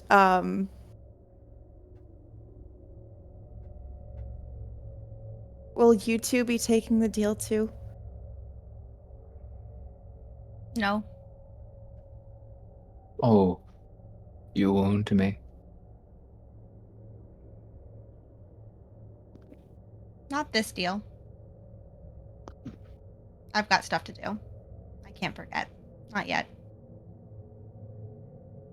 Well, one imperiled soul, I suppose. And he will turn to you, Vera. Dr. Fear. Lovely name. Appropriate for your current line of work, but Frankly, it could be quite the misnomer if you take the deal.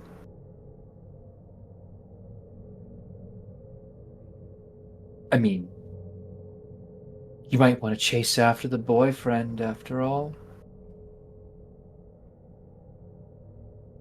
He'll certainly be feeling better, but I suppose will he understand if you were to not take my deal and stop everything and come back to him and say, "Honey, I've done it. I've killed the thing in the lake." Hmm. And he'll look at you with that blank stare and say, "Honey, are you sure you don't need a little trip to the asylum yourself?"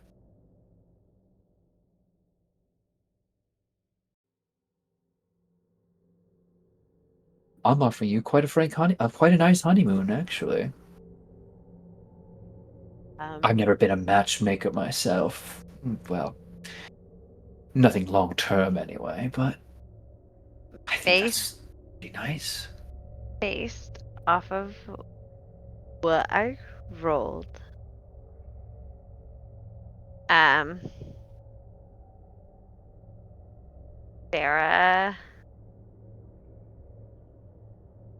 will choose the deal. Extends a hand, takes it, and you'll both watch as Dr. Vera Fear just again stiffens and kind of blinks and just begins walking through the woods towards the train station. Natural place to go. Anyway, I heard we weren't doing a deal of, well, safety. What are we working on for the two of you?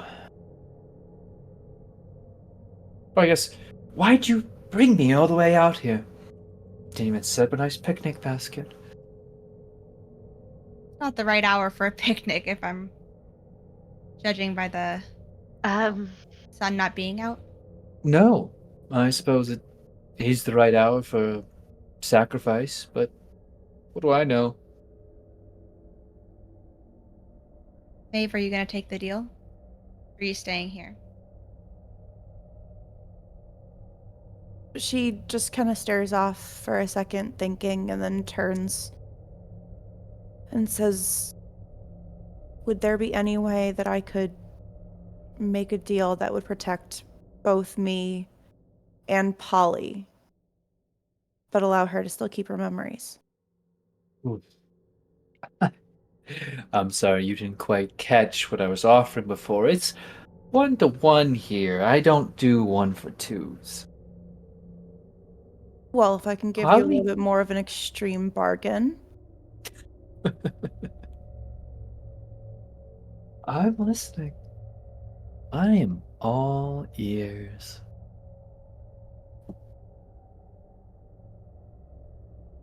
Losing my memories of the paranormal in general, Already in there, yes. I start fresh.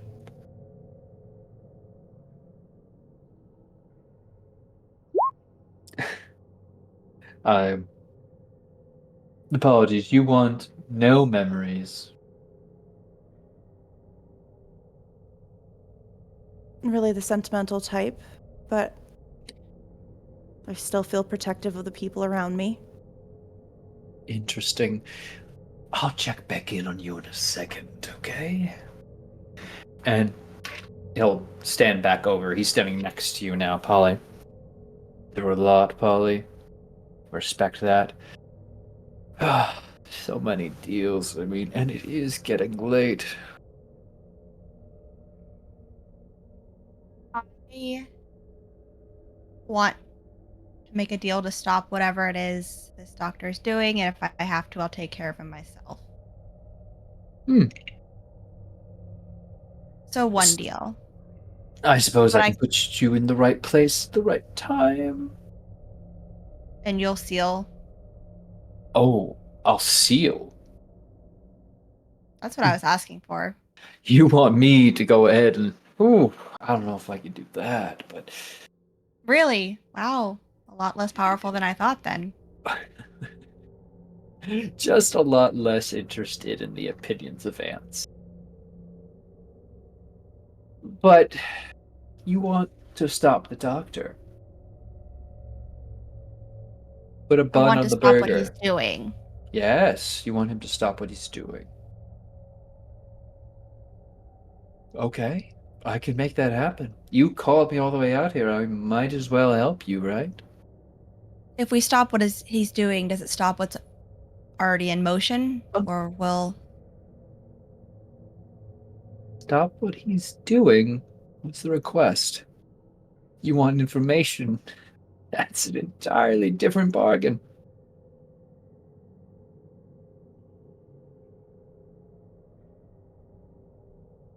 Can I just stop what he's put in motion and not ask for the details? Well, like I said, I can give you the best shot you're probably ever going to get. Fine. Fine.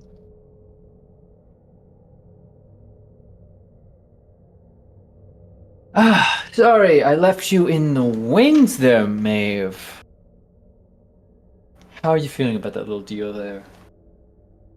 I make sure Polly can walk out of here and you don't remember anything. Sounds fun to me. You're going to honor Maeve's wish as well? But just You are protect her. Maeve. Yep, I am. Indeed, I am. Polly. Gonna honor Polly's wishes to be in the right place at the right time. Absolutely. And my sacrifice will protect her. Beyond that.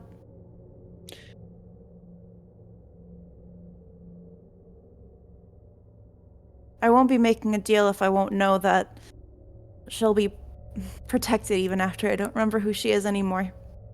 I promise that your sacrifice will always be an honored balance in my books.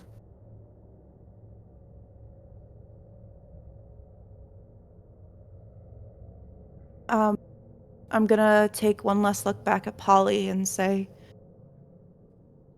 keep yourself safe out there if this is what you want to keep pursuing. And turn back and shake hands. Now, memory is an interesting thing. Because we get into this nature of idea of nature versus nurture and what our body naturally knows how to do and what we have gained and accumulated in our minds and what we hold on to. I mean, the brain is truly a fascinating muscle. But I'll cut it short. As Maeve shakes hands,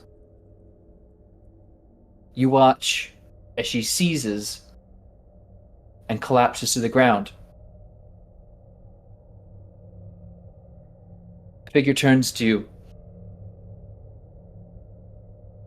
Best of luck.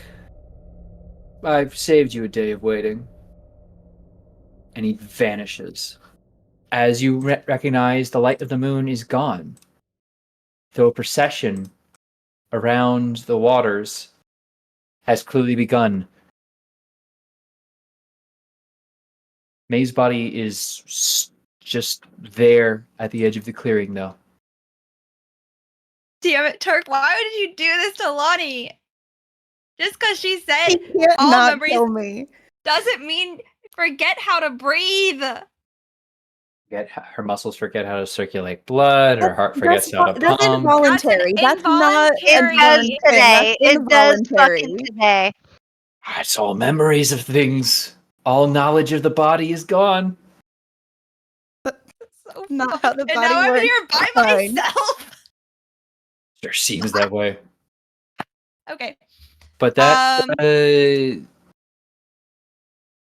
sure seems like a procession heading down towards what you can now clearly see from the tree line is an amphitheater.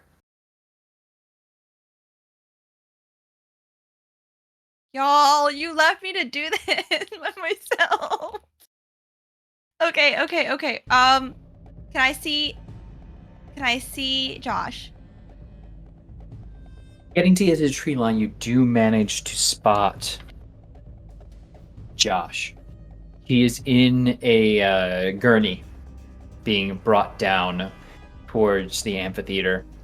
Various patients and nurses, staff members, orderlies, etc. flank and move around with him in an orderly fashion. Of course, at the head is the good Dr. Berger.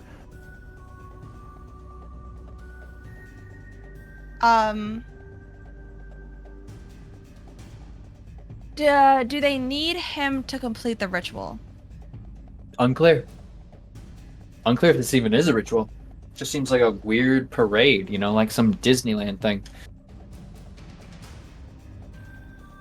Not that you know what Disneyland is, but you Not for 40 know years. what Disneyland is. I do know what Disney. Okay. I want to free Josh, but I want to stop the ritual first, or stop them from. If it is a ritual, this is hard, guys. I'm not good at making these decisions by myself. Thanks a lot. I can't rush them because I'll. I am okay, but Josh isn't.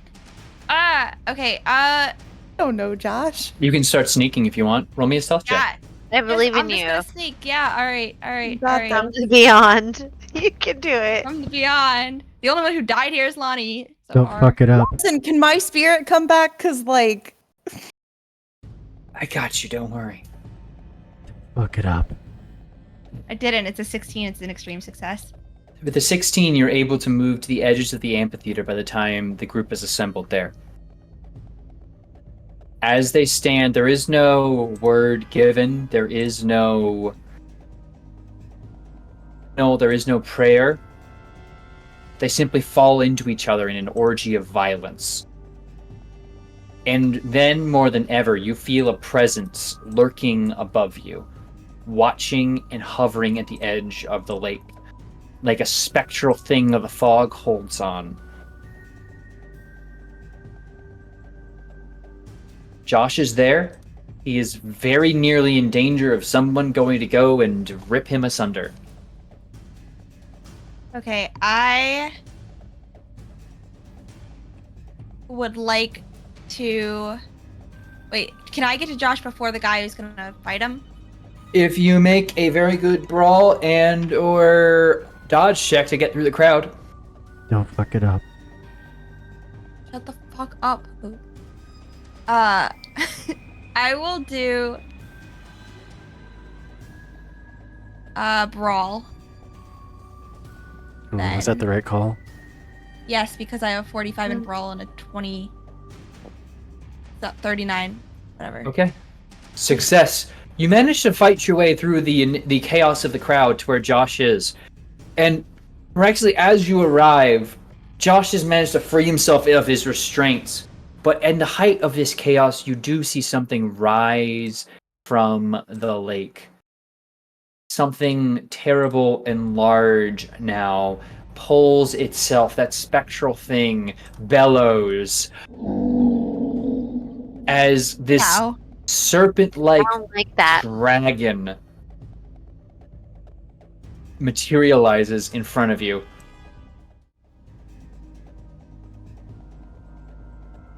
But more, it is concerning more than anything. Not that it exists, which will be a sanity check from you, but that it seems to be quivering. Okay, you only lose 2 sanity. It seems to be gathering power unto itself. You'll hear the barest whisper in the back of your ear amongst the crowd. You should probably run. Already on it. And I've pushed. What's your Josh What's your in front of me, dexterity? though. Yeah. Dexterity is 70. Okay. That's pretty good. Make me a brawl or dodge to get your way through the crowd again. Not good enough. It's not. It's not. Hey, All run right, hero away. point. Here I go. Hero point. Run away. Oh, it's even worse. Oh no! Can I I'll- push it? All paths lead to death.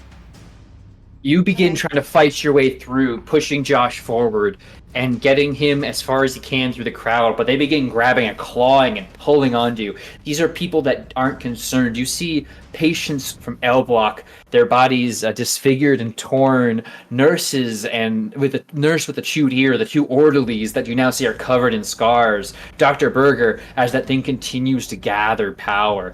I need another brawl or dodge check. All right, I'm gonna push it. Can I push it? Not in combat. No. All right, that's another failure. There's a 61 out of 45 for everyone at home. You try pushing as hard as you can, Right. getting them off of you and trying to get Josh free. Both of you held down this thing now, looking down at you, gathering power, and at the edge of your vision, you just see that man whose skin is as dark as the night, that whose skin pulls light in under it, even under a moonless sky, sit at the edge of the tree line and give you a wave. And you hear, pleasure doing business, as the vortex attack of the Loligor, unleashes itself. The Loigor. L-L-O-I-G-O-R. The feaster under the water. Gesundheit. ULC. God damn it. Now, I'm gonna GM roll some dice. Okay. How much health do you have right now? Not enough. Stealth. Health. Health. 10. Okay, you take 97 points of damage. As this lake effectively bursts. Let's go. Wait. And- So So what? I Nope. died for literally nothing. Because I No. bargained to be able to protect Polly as well. Now hold on. Lake effect. No joke.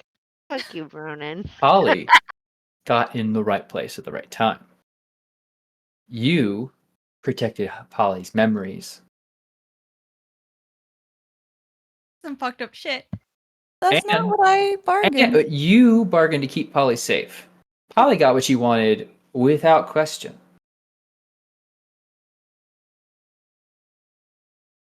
Do you feel cheated? Maybe if Polly had a full construction of the text that the spell she was using. Anyway, Mm-hmm. that's We not the get point it. here. We get it. We get it. Turk. I have to do fun magic, and that's all I care about. I begged Turk for this. At the edge of this explosion, Sweet, Polly, sweet you Lonnie. feel disoriented and lost. Your ears ringing as you reach out and pull what feels like shirt Josh must have been wearing. You turn back. It's Josh. Most of him. And he coughs up the last few words. Well, I did promise you'd be safe. And, well, look at you. Live on the edge of things. Well, for now, I'm never quite certain how much blood there is in you, but... oh, evaporation is quite the tricky thing to avoid. Luckily, your nerves haven't caught up yet, but... well... I'd find it hard to live without half of my torso, but... why no? Get you safe, though. Don't worry about your friends. They're on a very, a safe train ride home. We're fine. Oh, unless you count them. You don't need to worry about that. Focus on breathing. You got half a lung left in you. You did good, Polly. You did real good.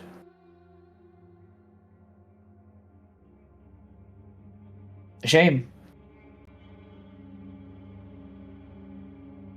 Oh, well. Tick-tock, tick-tock, other people to see. And the dark man vanishes.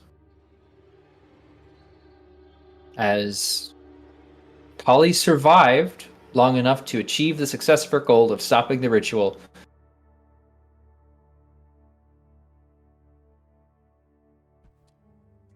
the train ride back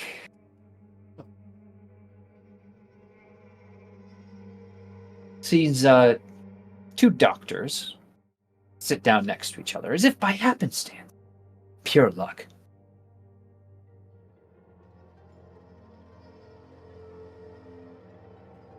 You both might notice the accoutrements of a fellow practitioner.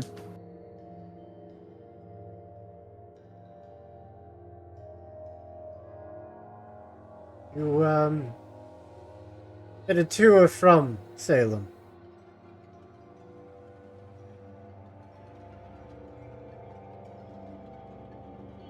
Oh, yeah, sorry. Dr. Lincoln King. Please, have a seat if you'd like. Sarah Fear. Dr. Fear. Pleasure.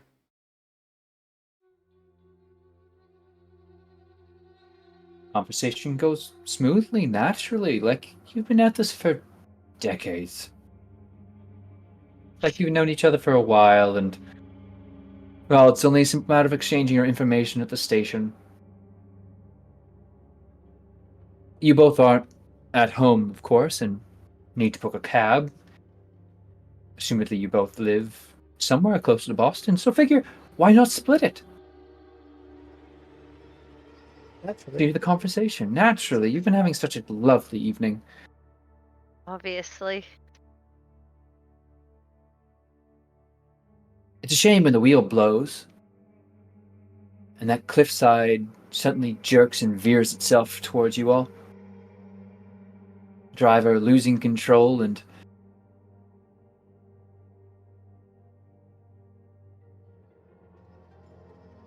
you swore you saw someone in the road. What? The remainder of your lives were spent free of any and all strange circumstances. You both pass innocence in a world full of innocence.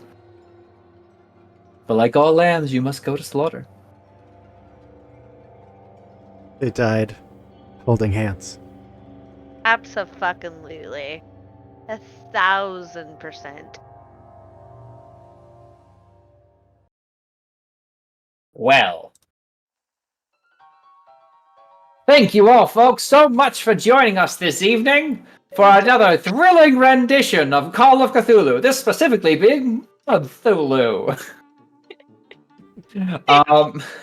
For real though, this has always been a joy. I told them this time it was gonna be real nasty. This, of course, I am Turk or Turk accented on the places where your mind dare not dwell. But this has been Genius Loci. This is a scenario in the Doors to Darkness of Call of Cthulhu 7th Edition. If you want to run it yourself, it will probably end up a bit differently, given the circumstances of the group. But I think it's a great scenario.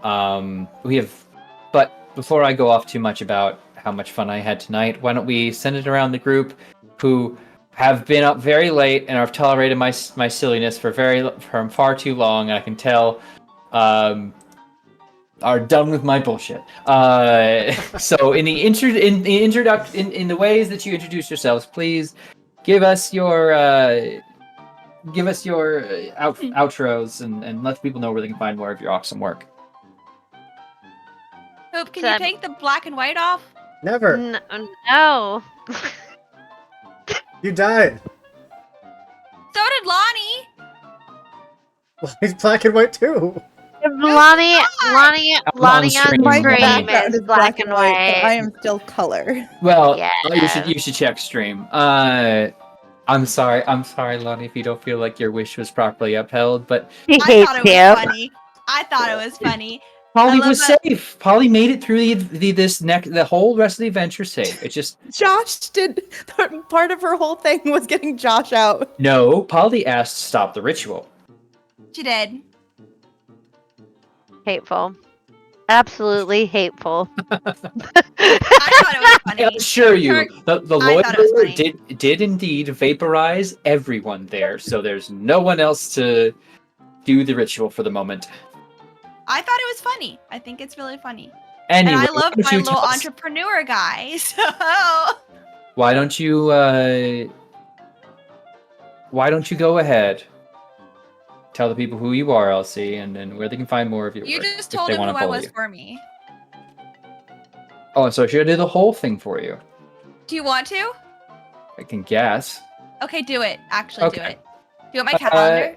LC, hi everyone. This was LC. No, that's of course, sorry. You already fucked it up. All right, you're done.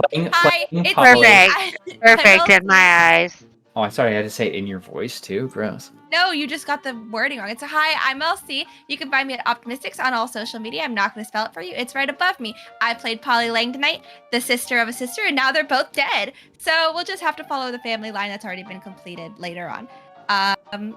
Which also involves making really shitty deals. Ironically, go check out Call of Cthulhu Week, which is all on YouTube, and you can find out that whole storyline. What a wild ride that was. Where can you find me for the rest of the month? Tomorrow, special Delta Green episode, ASL Reunited, Agent, here I come. I don't know what Doc has in store for us. It's going to be super fun. None of us are going to crack a smile the whole time, and that is a lie. And then on the 15th, I have a Masks game with Turk here too. It's going to be really fun. And we're rolling it back all the way to episode 1. We started off at 42, and now we're back at 1 with our origin stories. And then I don't have anything on Monday. There's nothing on Monday ever in my life, and it's not Duskgrave if you want to come see me suffer more. It's getting to the end. We have like 3 episodes left, and 2 episodes of those are going to be really intense fight scenes, and I will probably cry on stream at least once. After that, the following Monday after that, I have Old Gods of Appalachia back here on the Lost Caravan, and ending the month with King's Gambit on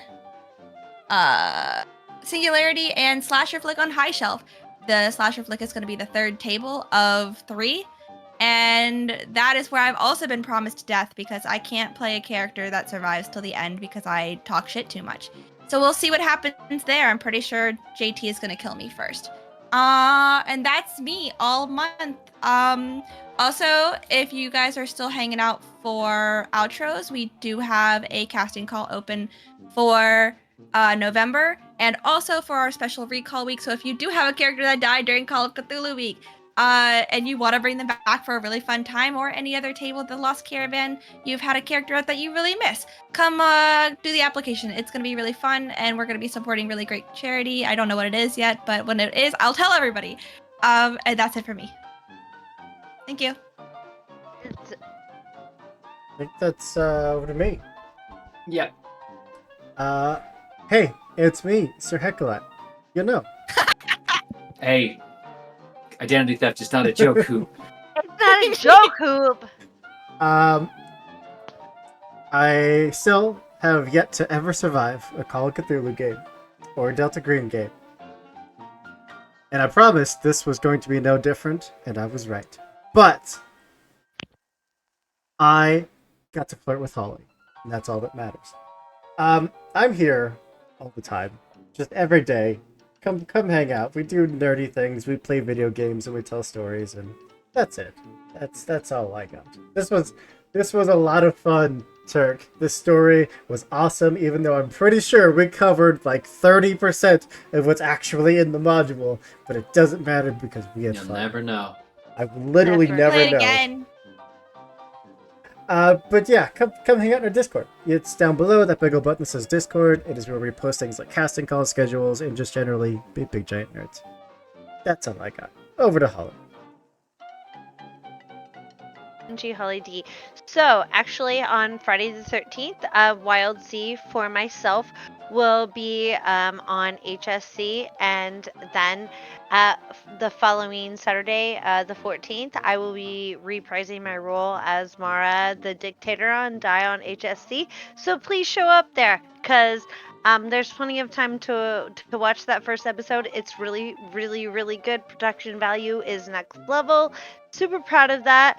But I will be doing that every other week for the foreseeable future. And then actually on October 30th, I will be playing Never Going Home on HSC, which is very exciting. So I have been waiting, and that is going to be GM'd by Kelly, which is her first game, so I'm very pumped about that. But past that, thank you. So glad to play this game. I knew I wasn't getting out and alive. I'm glad I got to go out in a blaze of glory. And by blaze of glory, I mean on my own terms.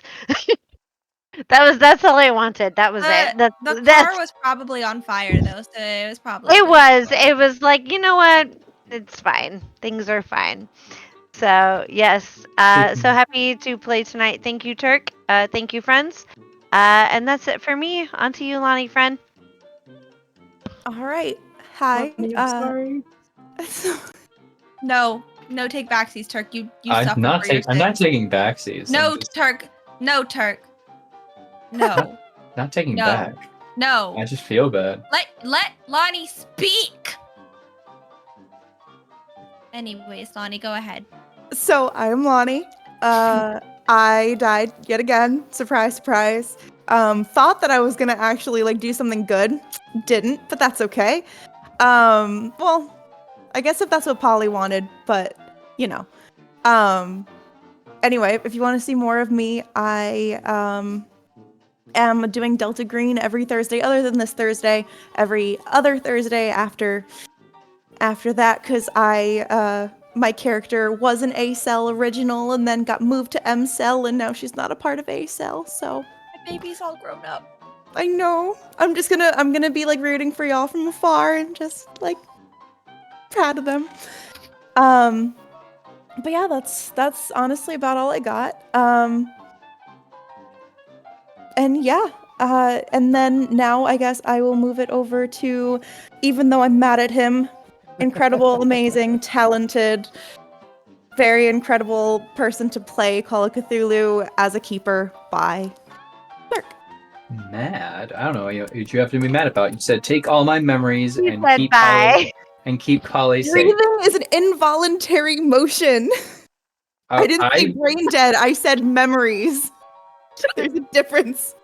Okay, now you explain the mind to a being that doesn't I have a understand. bachelor's degree in behavioral neuroscience. Do you want me to do this right now? No, I don't Fun. need. I don't need. I do. I don't need you to explain this to me. The best way I can put it is like this: dealing with deific powers in Call of Cthulhu is very much like, let's say, every day you go out and you sit on a hill, and there's an anthill nearby. Turk, I have to go to bed. I'll be real quick. But imagine every day there's an ant that brings you a little sugar cube. And you think, oh, that's a cool ant. That's my favorite ant. And slowly you begin to kind of understand how to communicate with this ant. And one day, this ant comes around and it's like, hey, I want to be with this other ant. I want us to be together forever. You know, I want no other distractions. Get rid of everyone else. You know, like I want no one else to be in her life but me. You say, all right. I have work and 4 hours. So you turn on a hose and you drown the colony, other than the ant and the ant they wanted to be with. That's what you have to remember you're dealing with here. They do not understand. They do not care to understand. They're beyond our understanding. Anyway, hi, I'm Turk or Turk Accented. I care deeply for my friend's happiness, and I cannot deal with anyone not liking me. We love if you, you want to Turk. catch me, doing more horror things, usually you can catch me over as a Delta Green member. But tomorrow I will be over on Neon Lights, Last Transmission. It is like a Dead Space style game. If you like that kind of thing, it's real fun. You can check out the VODs. On the 14th, you can scare me. Yeah, I will be Cannot playing. wait. I will be Stuck in playing. That no one lives under the lighthouse, which I am told is a lie.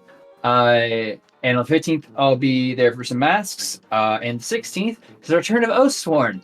As long as no one's sick, no one be sick. It better not be me. I'll be pissed. 17th, I'm gonna Orbital sneeze Blues on you. finale. I will fight you. You sneeze on me, I will punch the sneeze back into your nose. Karate chop it. Anyway, Confirmed Turk doesn't understand basic biology. Got it. I came here to scare, not to learn. Anyway, I hope you all had as much fun as we all did. I hope everyone here had fun. If you didn't, I'm sorry. Sorry. Sorry. Um, I'm sorry. I hope you How get many men? better. Hope I'm you get better. sorry. But a big little shout out guy. again, of course, to Epidemic Sounds, Hero Forge, Mech Finder, and Capers Cyberpunk. All of these awesome people who have decided to outstretch a loving hand towards us, and I hope you can join us too. That all being said, I hope you have a great night, morning, day, wherever you are. You deserve it. Take care of yourself. Take care of your mental health. That's important. And yeah, we'll see you next time. Raiding Dork Tales. Raiding Dork Yes, Tales. Raiding Dork Tales.